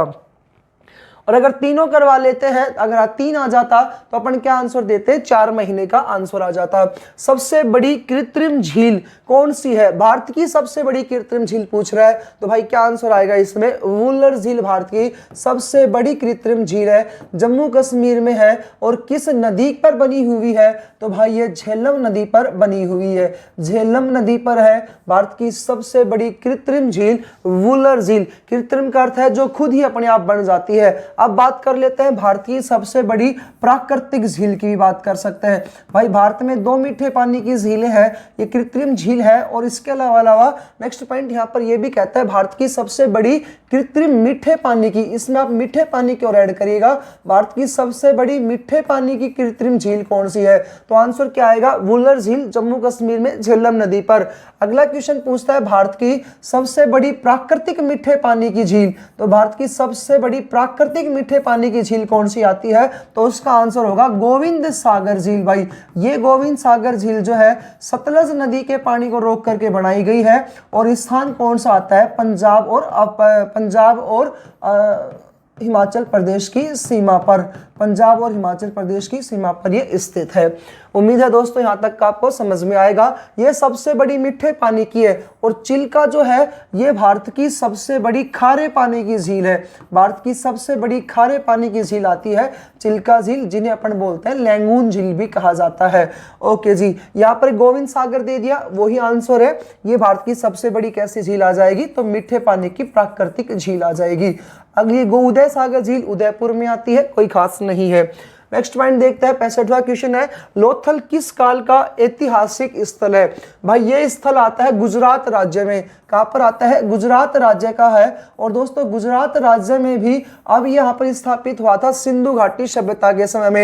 एक टॉपिक आता है सिंधु घाटी सभ्यता, जिसका विकास 3 देशों में हुआ था, भारत, पाकिस्तान और अफगानिस्तान में। ऐसे ही इसका भारत के विकास की अपन बात कर लेते हैं, तो इंपॉर्टेंट स्थल आप यहाँ पर देखिएगा। सबसे उत्तरी किनारा इसका जम्मू कश्मीर था। अपन भारत की बात कर रहा हूं भाई मैं, क्योंकि आपके पेपर में भारत से ही मैप पूछता है। उत्तरी जो किनारा आता है दोस्तों, वहां पर एक स्थल मिला है मांदा। बात करते हैं इसके पूर्वी किनारे की, जहां पर स्थान मिला है आलमगीरपुर। पूर्व में जो स्थान मिला है वो मिला है आलमगीरपुर। और ये कहां पर मिला है, यूपी में मिला है। यदि आपको थोड़ा डीपली देखना है तो आप भाई प्लेलिस्ट में जाकर के अच्छे से इनको देख सकते हैं। और महाराष्ट्र मिला है नीचे दक्षिण में। और दोस्तों यहाँ पर जो स्थान मिला है उसका नाम आता है दाइमाबाद। यहाँ पर स्थान का नाम है दाइमाबाद। उसके बाद बात करते हैं भारत में इसके अन्य राज्यों का विस्तार। जम्मू कश्मीर के बाद दोस्तों फिर आता है पंजाब। पंजाब में भाई एक स्थान आपको याद रखना है, रोपड़। पंजाब में स्थान कौन सा आता है, रोपड़। पंजाब में स्थान आता है रोपड़। पंजाब के बाद बात करते हैं हरियाणा में। और हरियाणा में स्थान जो आते हैं दोस्तों, उनमें से एक स्थान आता है बनावली। हरियाणा का है बनावली, कुणाल और एक है राखी घड़ी। तो ये 3 स्थान आपको हरियाणा से याद रखने हैं। अब बात करते हैं राजस्थान के लेकर के। दोस्तों राजस्थान से जो अपने को स्थान याद रखने हैं, उसमें सबसे इंपॉर्टेंट आता है कालीबंगा। काले रंग की चूड़िया अर्थ होता है कालीबंगा का। एक स्थान याद रखना है गणेश्वर। इस गणेश्वर को ताम्रकांस्य युगीन सभ्यता की जननी कहा जाता है। सबसे पहले ताम्रकांस्य युगीन कहाँ से निकला था, गणेश्वर से, सिक्कर में कांति नदी किनारे। और फिर आता है दोस्तों यहाँ पर बैराठ आती है जयपुर में, और ये बाणगंगा नदी के किनारे। अब आता है गुजरात। गुजरात की बात करते हैं दोस्तों। इस गुजरात में यहाँ पर 3 2 1 2 आप याद रखिएगा आप यहाँ पर। पहला एक आता है इसमें लोथल, लोथल, और यही आपसे पेपर में पूछा गया क्वेश्चन है। लोथल किस काल का है? तो ऐतिहासिक स्थल आता है सिंधु घाटी सभ्यता का। लोथल के बाद दोस्तों यहाँ पर एक याद रखिएगा सुरकोटड़ा, सुरकोटड़ा, और एक पूछा जाता है धोलावीरा। लोथल, सुरकोटड़ा और धोलावीरा। तो इस प्रकार से भारत में इसके विस्तार को लेकर के स्थलों से रिलेटेड क्वेश्चन पूछे जाते हैं आपसे। एक पॉइंट देखिएगा, ये लोथल जो है, इस लोथल में दोस्तों भारत में एकमात्र बंदरगाह स्थित था। भारत में एकमात्र बंदरगाह स्थित था लोथल में, एकमात्र बंदरगाह स्थित था जिसका क्या नाम आता है? गोदीवाड़ा बंदरगाह। तो भारत में स्थित था ये एकमात्र बंदरगाह जो लोथल में ही था। अगला क्वेश्चन लोथल से एक और पूछता है कि ये जो लोथल है, इस लोथल में इसको कहा जाता है मुर्दों की नगरी। देखो, मुर्दों की नगरी कहा जाता है इसे, या लघु हड़प्पा के नाम से भी इसको जाना जाता है। मुर्दों की नगरी या लघु हड़प्पा भी इसे कहा जाता है। तो इतने क्वेश्चन आपको लोथल से याद रखने हैं। अगला पॉइंट आता है, अगली स्लाइड लेते हैं अपन 66। जैन धर्म के संस्थापक कौन थे? भाई जैन धर्म के संस्थापक है, ऑप्शन में आएगा पार्श्वनाथ। यदि दोस्तों पार्श्वनाथ ना मिले तो ऑप्शन वहां पर आदिनाथ भी मिल सकता है। जैन धर्म में आप जानते हो टोटल तीर्थंकर कितने हुए थे? तो भाई जैन धर्म जो है इसमें कुल तीर्थंकर हुए थे 24। कुल तीर्थंकरों की संख्या कितनी आती है दोस्तों? इसमें 24 तीर्थंकर हुए थे। इन 24 में से सबसे पहले कौन थे? तो पार्श्वनाथ या आदिनाथ सबसे पहले बने थे, इसलिए इन्हें कहा जाता है संस्थापक। लेकिन यदि आपसे पूछ ले वास्तविक संस्थापक कौन था, तो वास्तविक संस्थापक था 24वें नंबर के, जिसका नाम आता है महावीर स्वामी। तो वास्तविक संस्थापक कौन आएंगे? महावीर स्वामी आएंगे। और प्रथम संस्थापक कौन आएंगे भाई यहाँ पर? तो उसका आंसर आ जाएगा पार्श्वनाथ आएगा। अगला पॉइंट आता है, अगला क्वेश्चन है अपना, वीरता का सर्वोच्च पुरस्कार कौन सा है? यानी कि सेना का सर्वोच्च पुरस्कार कौन सा आता है? तो यहाँ पर इसका आंसर आएगा परमवीर चक्र। और देश का सर्वोच्च पुरस्कार कौन सा आता है? तो भारत रत्न है, जो भारत का सबसे सर्वोच्च बड़ा पुरस्कार आता है। पद्म विभूषण, ये भाई भूषण में सबसे सर्वोच्च आता है पद्म विभूषण, पद्म भूषण और पद्म श्री। इस प्रकार से आपका याद करिएगा। नेक्स्ट पॉइंट आता है 868 क्वेश्चन, जिम कॉर्बेट राष्ट्रीय उद्यान कहां पर है? तो इसका आंसर आएगा उत्तराखंड। यह भारत का प्रथम राष्ट्रीय उद्यान है। यह भारत का प्रथम राष्ट्रीय उद्यान है।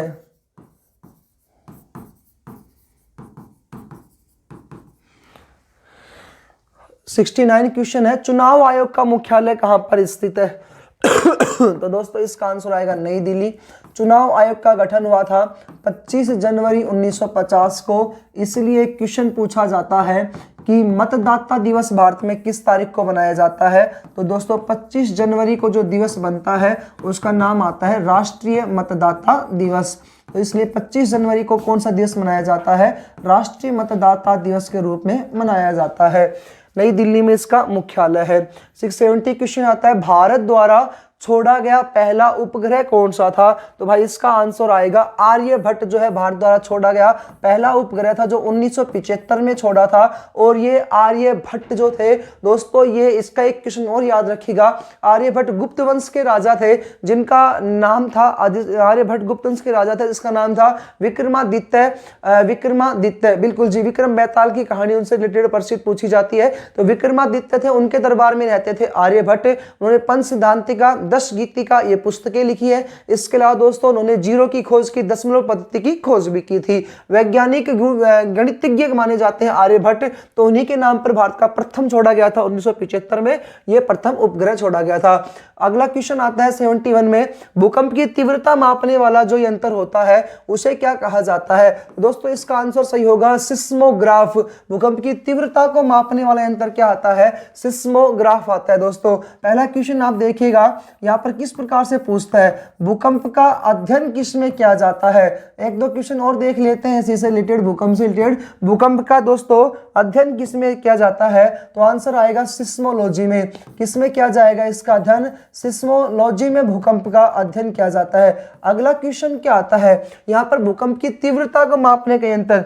दोस्तों कुछ क्वेश्चन में क्या है कि मिस्टेक्स हो जाती है, भाई हो भी सकता है, ऐसा तो है नहीं कि हम लोग भगवान हैं और भगवान से गलती नहीं होती है, इंसान है, इंसान से गलती होती है। थोड़ा सा क्वेश्चन जो आ भी जाता है ना तो उसको मैं ठीक करवा भी रहा हूँ, ठीक है जी।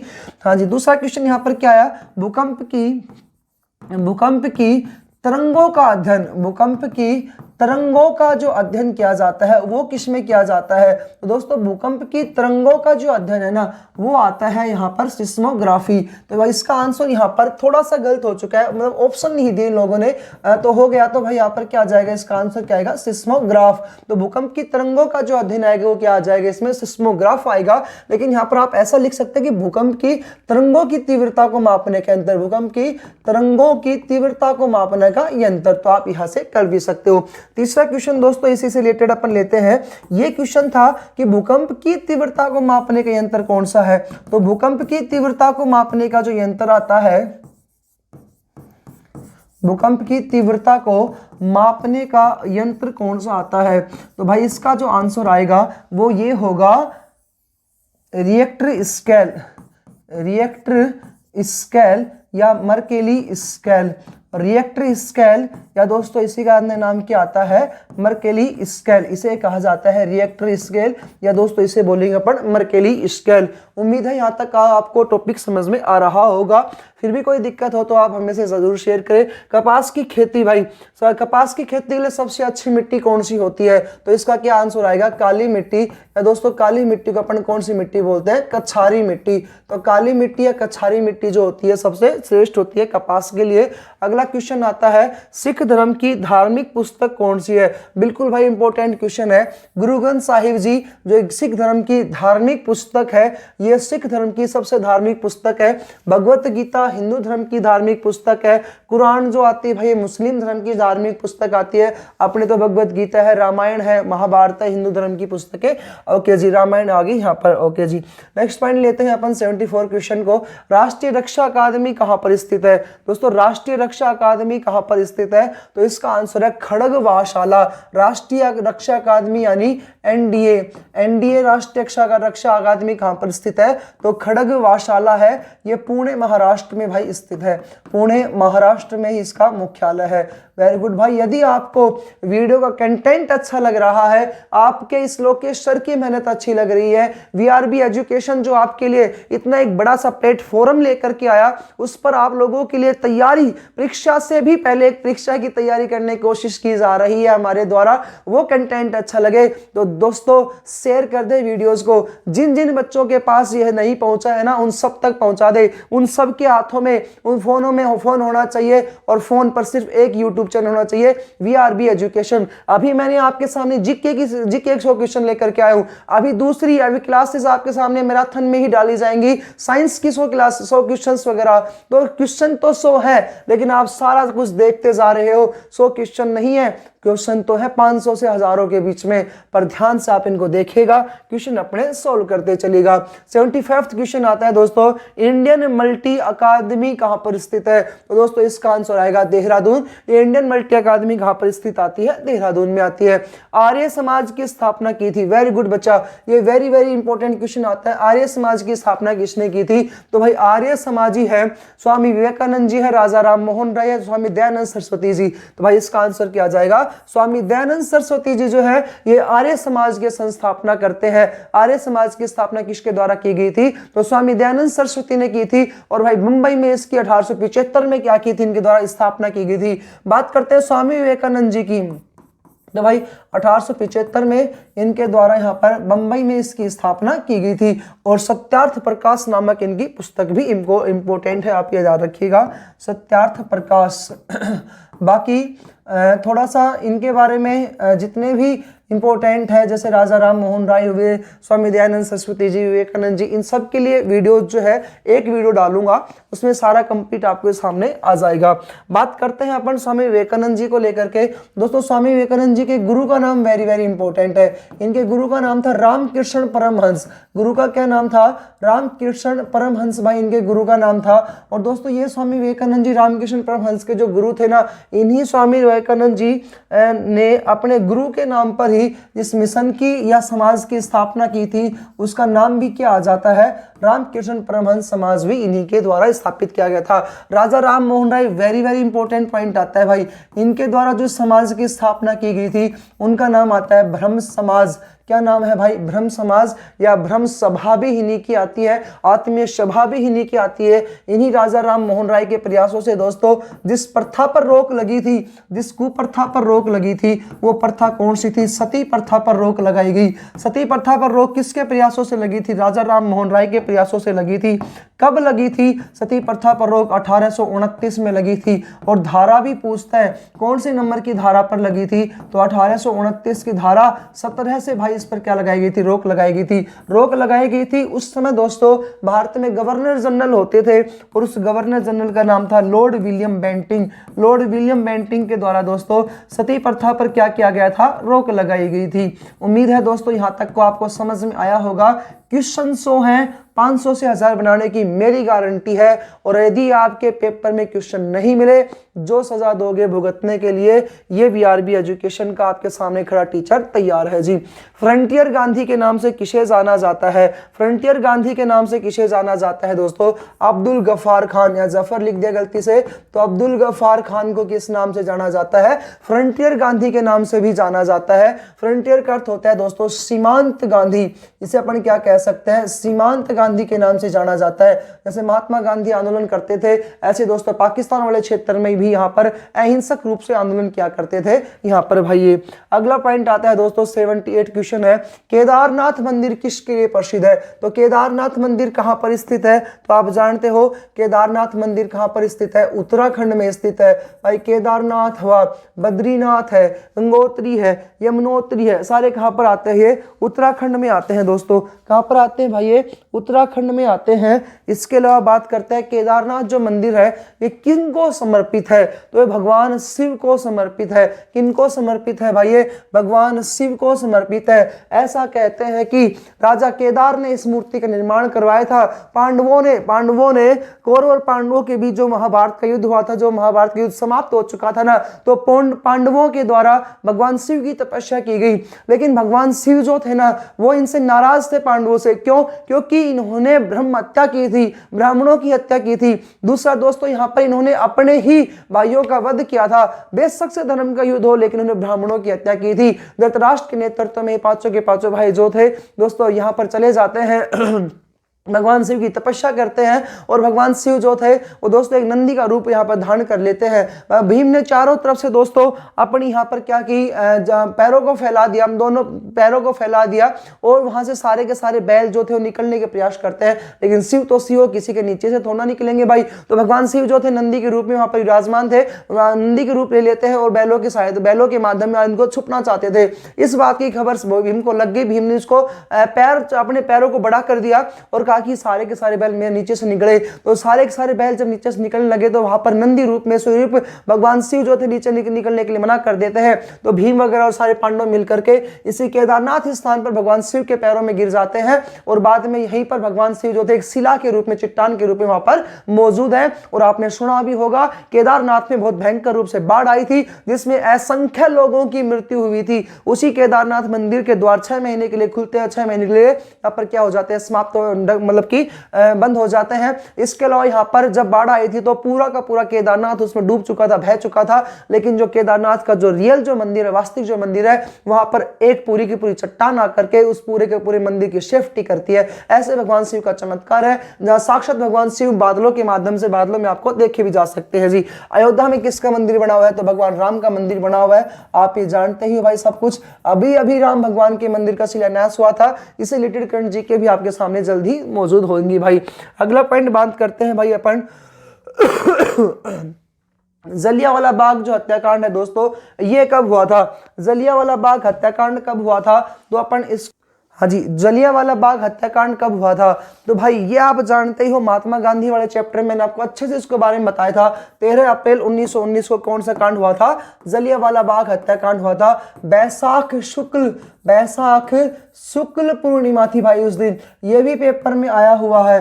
बैसाख शुक्ल पूर्णिमा थी और ये बैसाख शुक्ल पूर्णिमा को जलियांवाला बाग हत्याकांड हुआ था। कहां पर हुआ था? तो अमृतसर में हुआ था। अमृतसर कहां पड़ता है? पंजाब में था। अमृतसर के पंजाब में हुआ था। दो स्थानीय नेता थे, डॉक्टर सत्यपाल और प्रोफेसर सैफुद्दीन कीचलू। इनकी रिहाई के लिए यहाँ पर लाखों हजारों लोग यहाँ पर इकट्ठे हुए थे और ये जो एक्ट था रोलेट एक्ट, उसका विरोध कर रहे थे।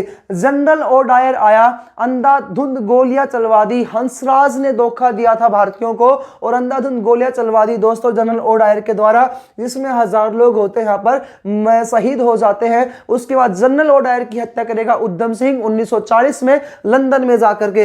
यही सही भगत सिंह जो क्रांतिकारी नेता बनकर के उभरेंगे जलियांवाला बाग हत्याकांड को देखते हुए। लोकसभा का सदस्य बनने के लिए भाई कितनी उम्र चाहिए? तो दोस्तों लोकसभा का सदस्य बनने के लिए न्यूनतम उम्र चाहिए अपने को 25 वर्ष। संसद का सदस्य, तो क्वेश्चन पूछा जाता है संसद का सदस्य बनने के आपको कितनी उम्र चाहिए? तो भाई दोनों संसद के दो सदन होते हैं, राज्यसभा और लोकसभा। राज्यसभा के लिए आपको उम्र चाहिए 30 वर्ष। ध्यान रखिएगा, कितनी उम्र चाहिए? 30 वर्ष। लोकसभा के लिए कितनी चाहिए? 25 वर्ष चाहिए। ऐसे दोस्तों आपसे पूछता है राज्यों में क्या होती है? विधानमंडल होती है। राज्यों में क्या होती है? विधानमंडल। राज्यों में होती है दोस्तों विधानमंडल, जिसके भी दो सदन होते हैं। एक सदन होता है जैसे राज्य में होता है राज्य में होती है विधान परिषद, केंद्र में होती है राज्यसभा। ऐसे दोस्तों राज्य के विधानमंडल में केंद्र में होती है लोकसभा और राज्य में क्या होती है? विधानसभा। दोस्तों यदि आपसे पूछे राज्यसभा और विधान परिषद की उम्र कितनी है, तो आंसर आएगा 30 वर्ष। लोकसभा और विधानसभा की पूछे तो कितना आएगा? 25 वर्ष। अब आप ही बता दो, लोकसभा जो होगी उस लोकसभा में प्रधानमंत्री होगा, तो प्रधानमंत्री अन्य मंत्रियों की कितनी उम्र आएगी? 25 वर्ष आएगी। ऐसे दोस्तों लोकसभा में 25 प्रधानमंत्री होता है, ऐसे ही यहाँ पर विधानसभा में कौन होता है? तो मुख्यमंत्री होता है। तो मुख्यमंत्री की भी कितनी आ जाएगी? 25 वर्ष आएगी। राज्य के मंत्रिपरिषद की भी कितनी आती है? यहाँ पर 25 वर्ष ही आती है। यदि आपसे पूछे दोस्तों राष्ट्रपति की उम्र कितनी चाहिए, राष्ट्रपति को कितनी उम्र का होना चाहिए भाई राष्ट्रपति बनने के लिए? तो 35 वर्ष चाहिए। उपराष्ट्रपति की कितनी चाहिए? तो दोस्तों उसका आंसर आएगा 30 वर्ष। राष्ट्रपति 35 वर्ष, उपराष्ट्रपति 30 वर्ष, राज्यसभा विधान परिषद 30 वर्ष और लोकसभा विधानसभा प्रधानमंत्री सीएम और या अन्य जो भी आ जाएंगे से 25 वर्ष आएगा। राष्ट्रपति सॉरी माफ कीजिएगा 35 वर्ष।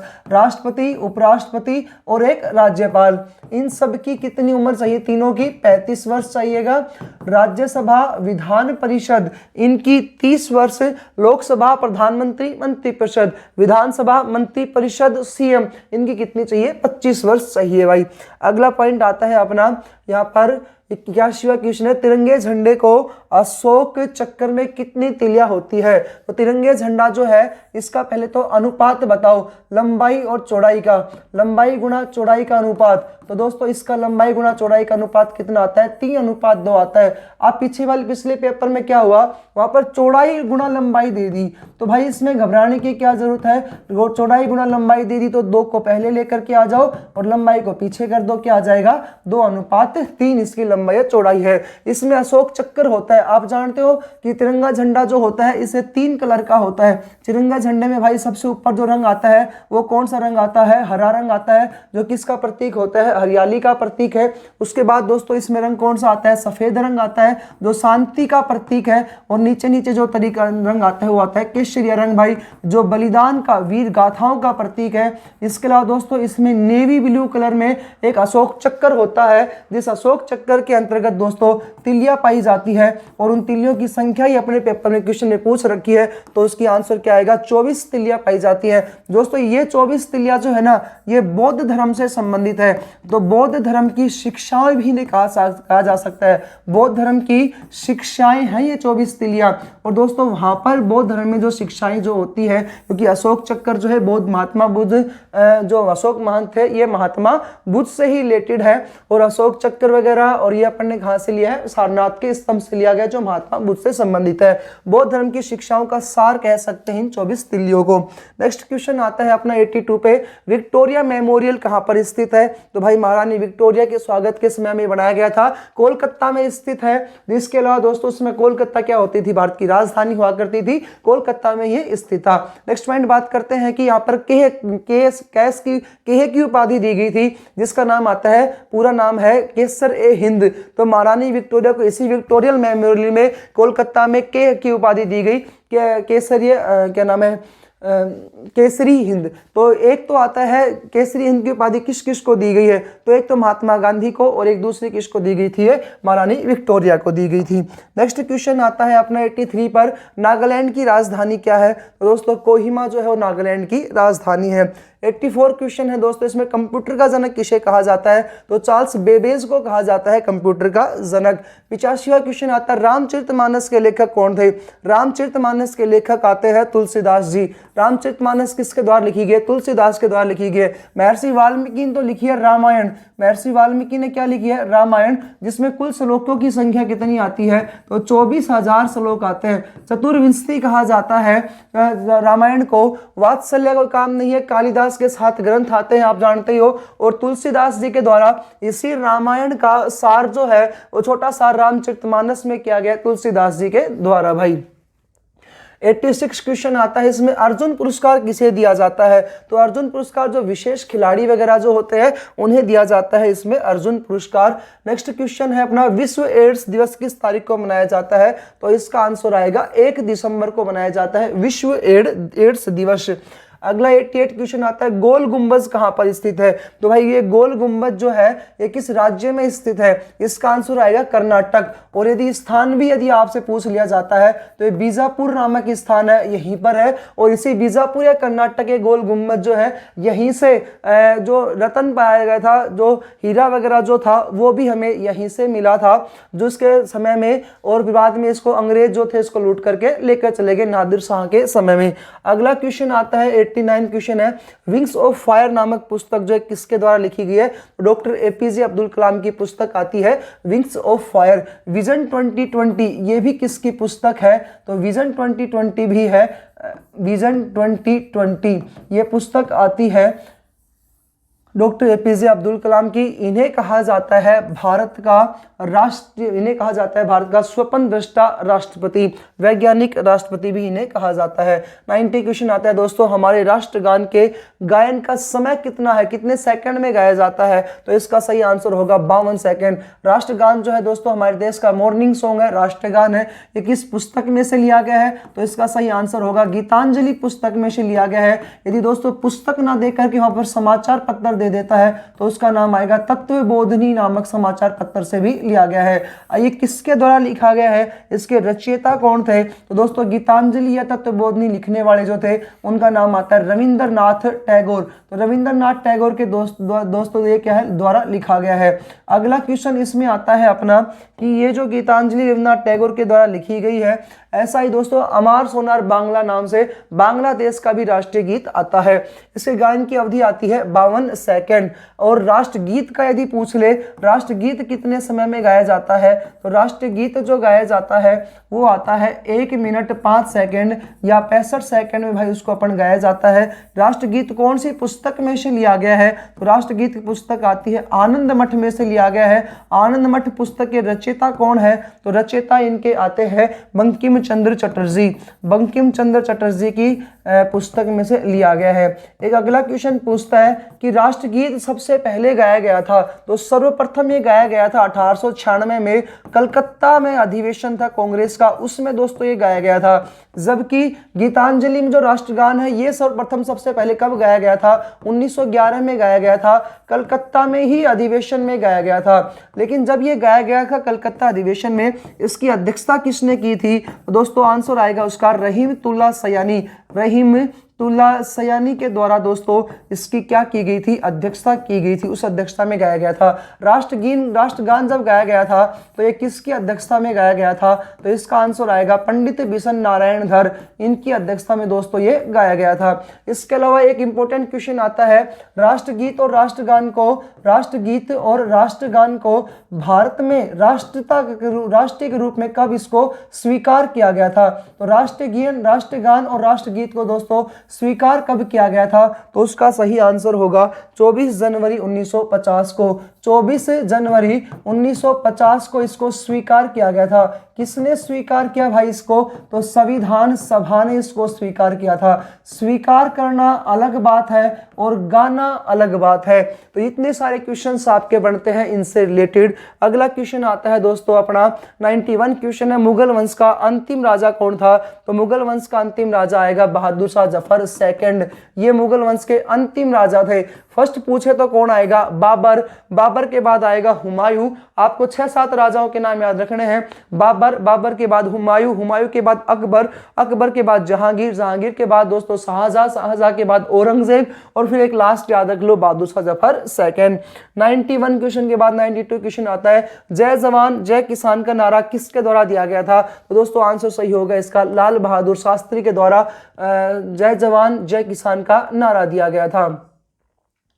अच्छा जी, अगला क्वेश्चन आता है, यहाँ पर जय जवान जय किसान और जय विज्ञान अगर जोड़ दे, वहां पर तो था जय जवान जय किसान और यहाँ पर जय विज्ञान और जोड़ दे, जय जवान जय किसान जय विज्ञान, तो आंसर क्या आ जाएगा, अटल बिहारी वाजपेयी का। लेकिन अगर दोस्तों यहाँ पर एक शब्द और जोड़ दे, जय जवान जय किसान जय विज्ञान जय अनुसंधान, तो वो आ जाएगा नरेंद्र मोदी का। और पंडित जवाहरलाल नेहरू जो थे इनका ये नहीं भाई लाल बहादुर शास्त्री का है, बिल्कुल जी। अगले क्वेश्चन आता है अपना 93 पे, क्वेश्चन है भारत की पहली यात्री रेलगाड़ी मुंबई से कहां तक चली थी, हाँ जी मुंबई से थाने के बीच में चली थी और मुंबई से थाने के बीच में 35 किलोमीटर का इसने क्या किया था, पूरा सफर किया था। अगला क्वेश्चन आता है 94th क्वेश्चन है, गोवा कब स्वतंत्र हुआ, तो दोस्तों गोवा स्वतंत्र हुआ था पुर्तगालियों से। किससे स्वतंत्र हुआ था, पुर्तगालियों से। इन पुर्तगालियों से स्वतंत्र हुआ था वास्को डी गामा, याद हो तो आपको प्रथम पुर्तगाली भारत में आने वाला कौन था, वास्को डी गामा था। उसके बाद दूसरा क्वेश्चन ये बनता है, पुर्तगालियों से आजाद हुआ था, इन पुर्तगालियों ने गोवा को लगभग 250 साल तक भाई इन्होंने गुलाम बना करके रखा। देखो अंग्रेजों ने भारत को गुलाम बना के रखा लगभग 200 साल तक, है ना जी, और उससे पहले ही आ चुके थे पुर्तगाली भारत में।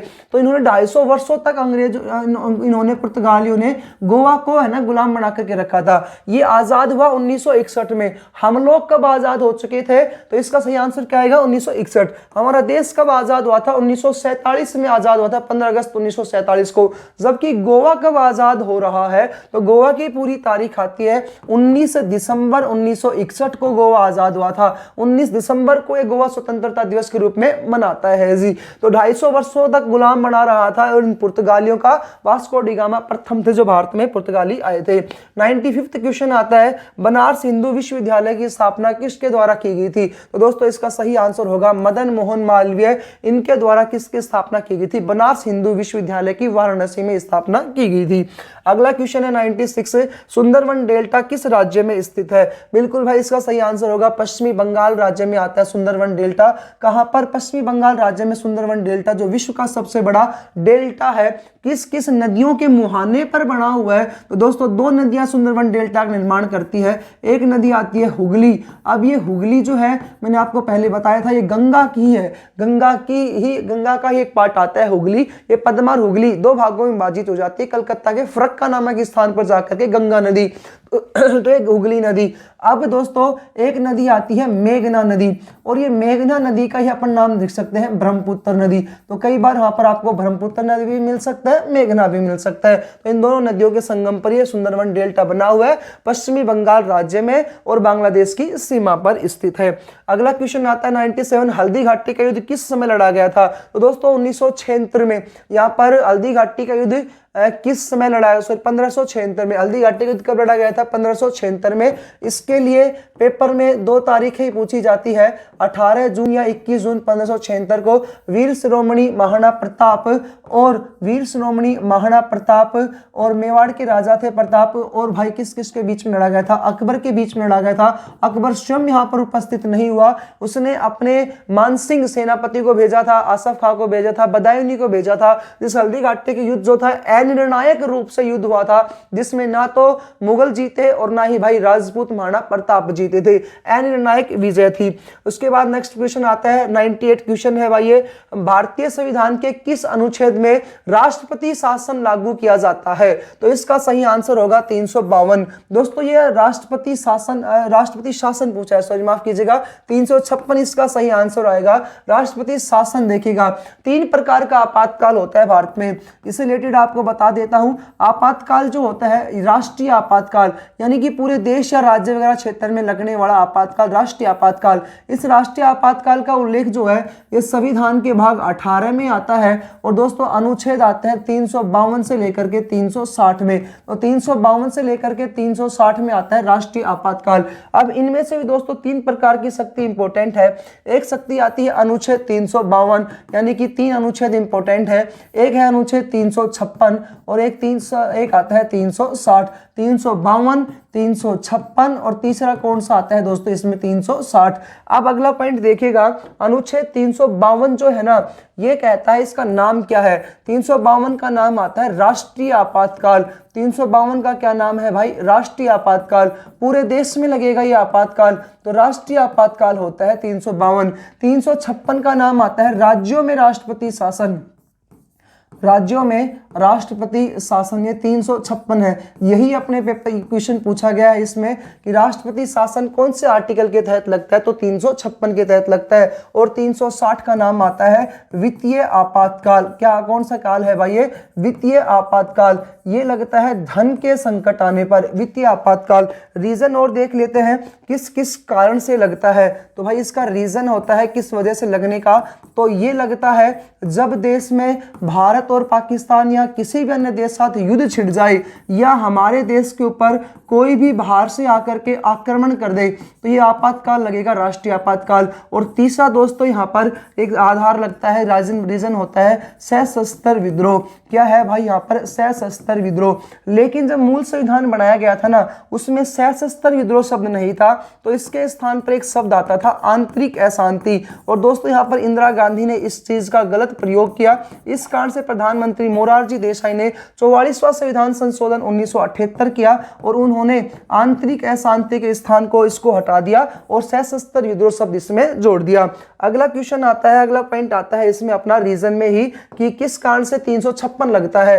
तो भाई 356 लगने का जो रीजन होता है वो होता है राज्यों में संवैधानिक तंत्र विफल होने पर। यह संवैधानिक तंत्र क्या होता है? यदि राज्य सरकारें संविधान के अकॉर्डिंग काम ना करे, संविधान के अकॉर्डिंग काम नहीं करती है, तो यहाँ पर संवैधानिक तंत्र विफल हो जाता है। इंपॉर्टेंट पॉइंट दोस्तों यहाँ पर यह आता है कि संवैधानिक तंत्र विफल होने की रिपोर्ट बनाई जाती है। ये रिपोर्ट कौन बना करके प्रस्तुत करता है? तो भाई रिपोर्ट बनाएगा राज्यपाल। उस संबंधित राज्य का राज्यपाल रिपोर्ट बनाएगा। राज्यपाल स्वयं विवेक के आधार पर रिपोर्ट बनाता है। सबसे इंपॉर्टेंट पॉइंट यही है कि स्वयं विवेक की शक्ति किसको प्राप्त होती है? स्वेच्छा से अपनी रिपोर्ट बना करके ये सौंपता है। तो स्वयं विवेक शक्ति राज्यपाल को पेश होती है, राज्यपाल को प्राप्त होती है। 360 का रीजन क्या आता है दोस्तों? तो धन का संकट आने पर राष्ट्रपति आपातकाल लगता है, राष्ट्रीय आपातकाल लगता है। एक लास्ट पॉइंट और देख लेते हैं, वित्तीय आपातकाल भारत में कितनी बार लागू हुआ? तो एक बार भी लागू नहीं हुआ है। वित्तीय आपातकाल भारत में एक बार भी लागू नहीं हुआ, जबकि 356 आज तक भारत में 127 बार लागू हुआ है। सबसे पहले दोस्तों पेप्सू पंजाब में लगा था, और 127वां जो बार लगा है वो कहां पर लगा है? तो महाराष्ट्र में लगा था। 352 दोस्तों भारत में आज तक 3 बार लागू हुआ है। कितनी बार लागू हुआ है? ये 3 बार लागू हुआ है। एक तो पहली बार भारत, इसके रीजन आते हैं युद्ध, बाह्य आक्रमण, सशस्त्र विद्रोह, इससे पहले आंतरिक अशांति। सबसे पहली बार लगा था 1962 में, फिर लगा भाई 1971 में, और फिर लगा 1975 में। 1962 में जब ये लगा था उसका रीजन क्या था? तो भारत और चीन के मध्य युद्ध हुआ था। 1971 में जब लगा दोस्तों, तो रीजन बताया जाता है भारत और पाकिस्तान के बीच में युद्ध। और आप जानते हो कि ये बाद में भी पाकिस्तान पाकिस्तान के साथ युद्ध हमारे निरंतर हुए हैं, लेकिन वो युद्ध ये नहीं है। 1965, 1971, 1975 ये 3 युद्ध हमारे पाकिस्तान के साथ हुए। 1975 में जो रीजन बताया गया उस रीजन का नाम आता है आंतरिक अशांति। आंतरिक अशांति के इंदिरा गांधी ने यहाँ पर गलत प्रयोग किया था। इस कारण से मोरारजी देसाई ने आंतरिक अशांति को हटाया और 44 संविधान संशोधन 1978 करके सशस्त्र विद्रोह शब्द यहाँ पर जोड़ दिया। ये लागू कितनी बार हो चुका है? 3 बार हुआ है। ये लागू दोस्तों 127 बार हुआ है और धन का संकट भारत में एक बार भी नहीं हुआ है। तो एक बार भी ये लागू नहीं हुआ है, एक बार भी दोस्तों लागू नहीं हुआ है। अगला क्वेश्चन लेते हैं 99।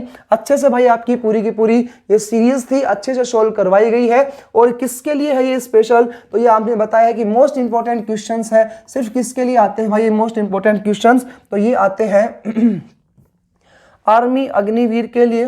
परीक्षा से भी पहले एक परीक्षा के अकॉर्डिंग हम लोगों ने डिसाइड किया था वीआरबी एजुकेशन के द्वारा कि आप लोगों के लिए यूट्यूब पे पहली बार मैराथन क्लास लाई जाएगी 100 क्वेश्चनों की, जिसमें से 500 से 1000 क्वेश्चन बनाने की कोशिश की थी। अभी ये जो 100 क्वेश्चंस डाले गए हैं ना, इसके बाद और भी क्वेश्चंस आएंगे। वो क्वेश्चन आपके साइंस के आएंगे। इसके अलावा यदि आप मैराथन क्लास भी चाहते हो तो आपको कमेंट करना पड़ेगा, ज्यादा से ज्यादा इस चैनल को शेयर करना पड़ेगा, सब्सक्राइब कराओ, लाइक करो भाई यदि आपको अच्छी लगती है तो वीडियो।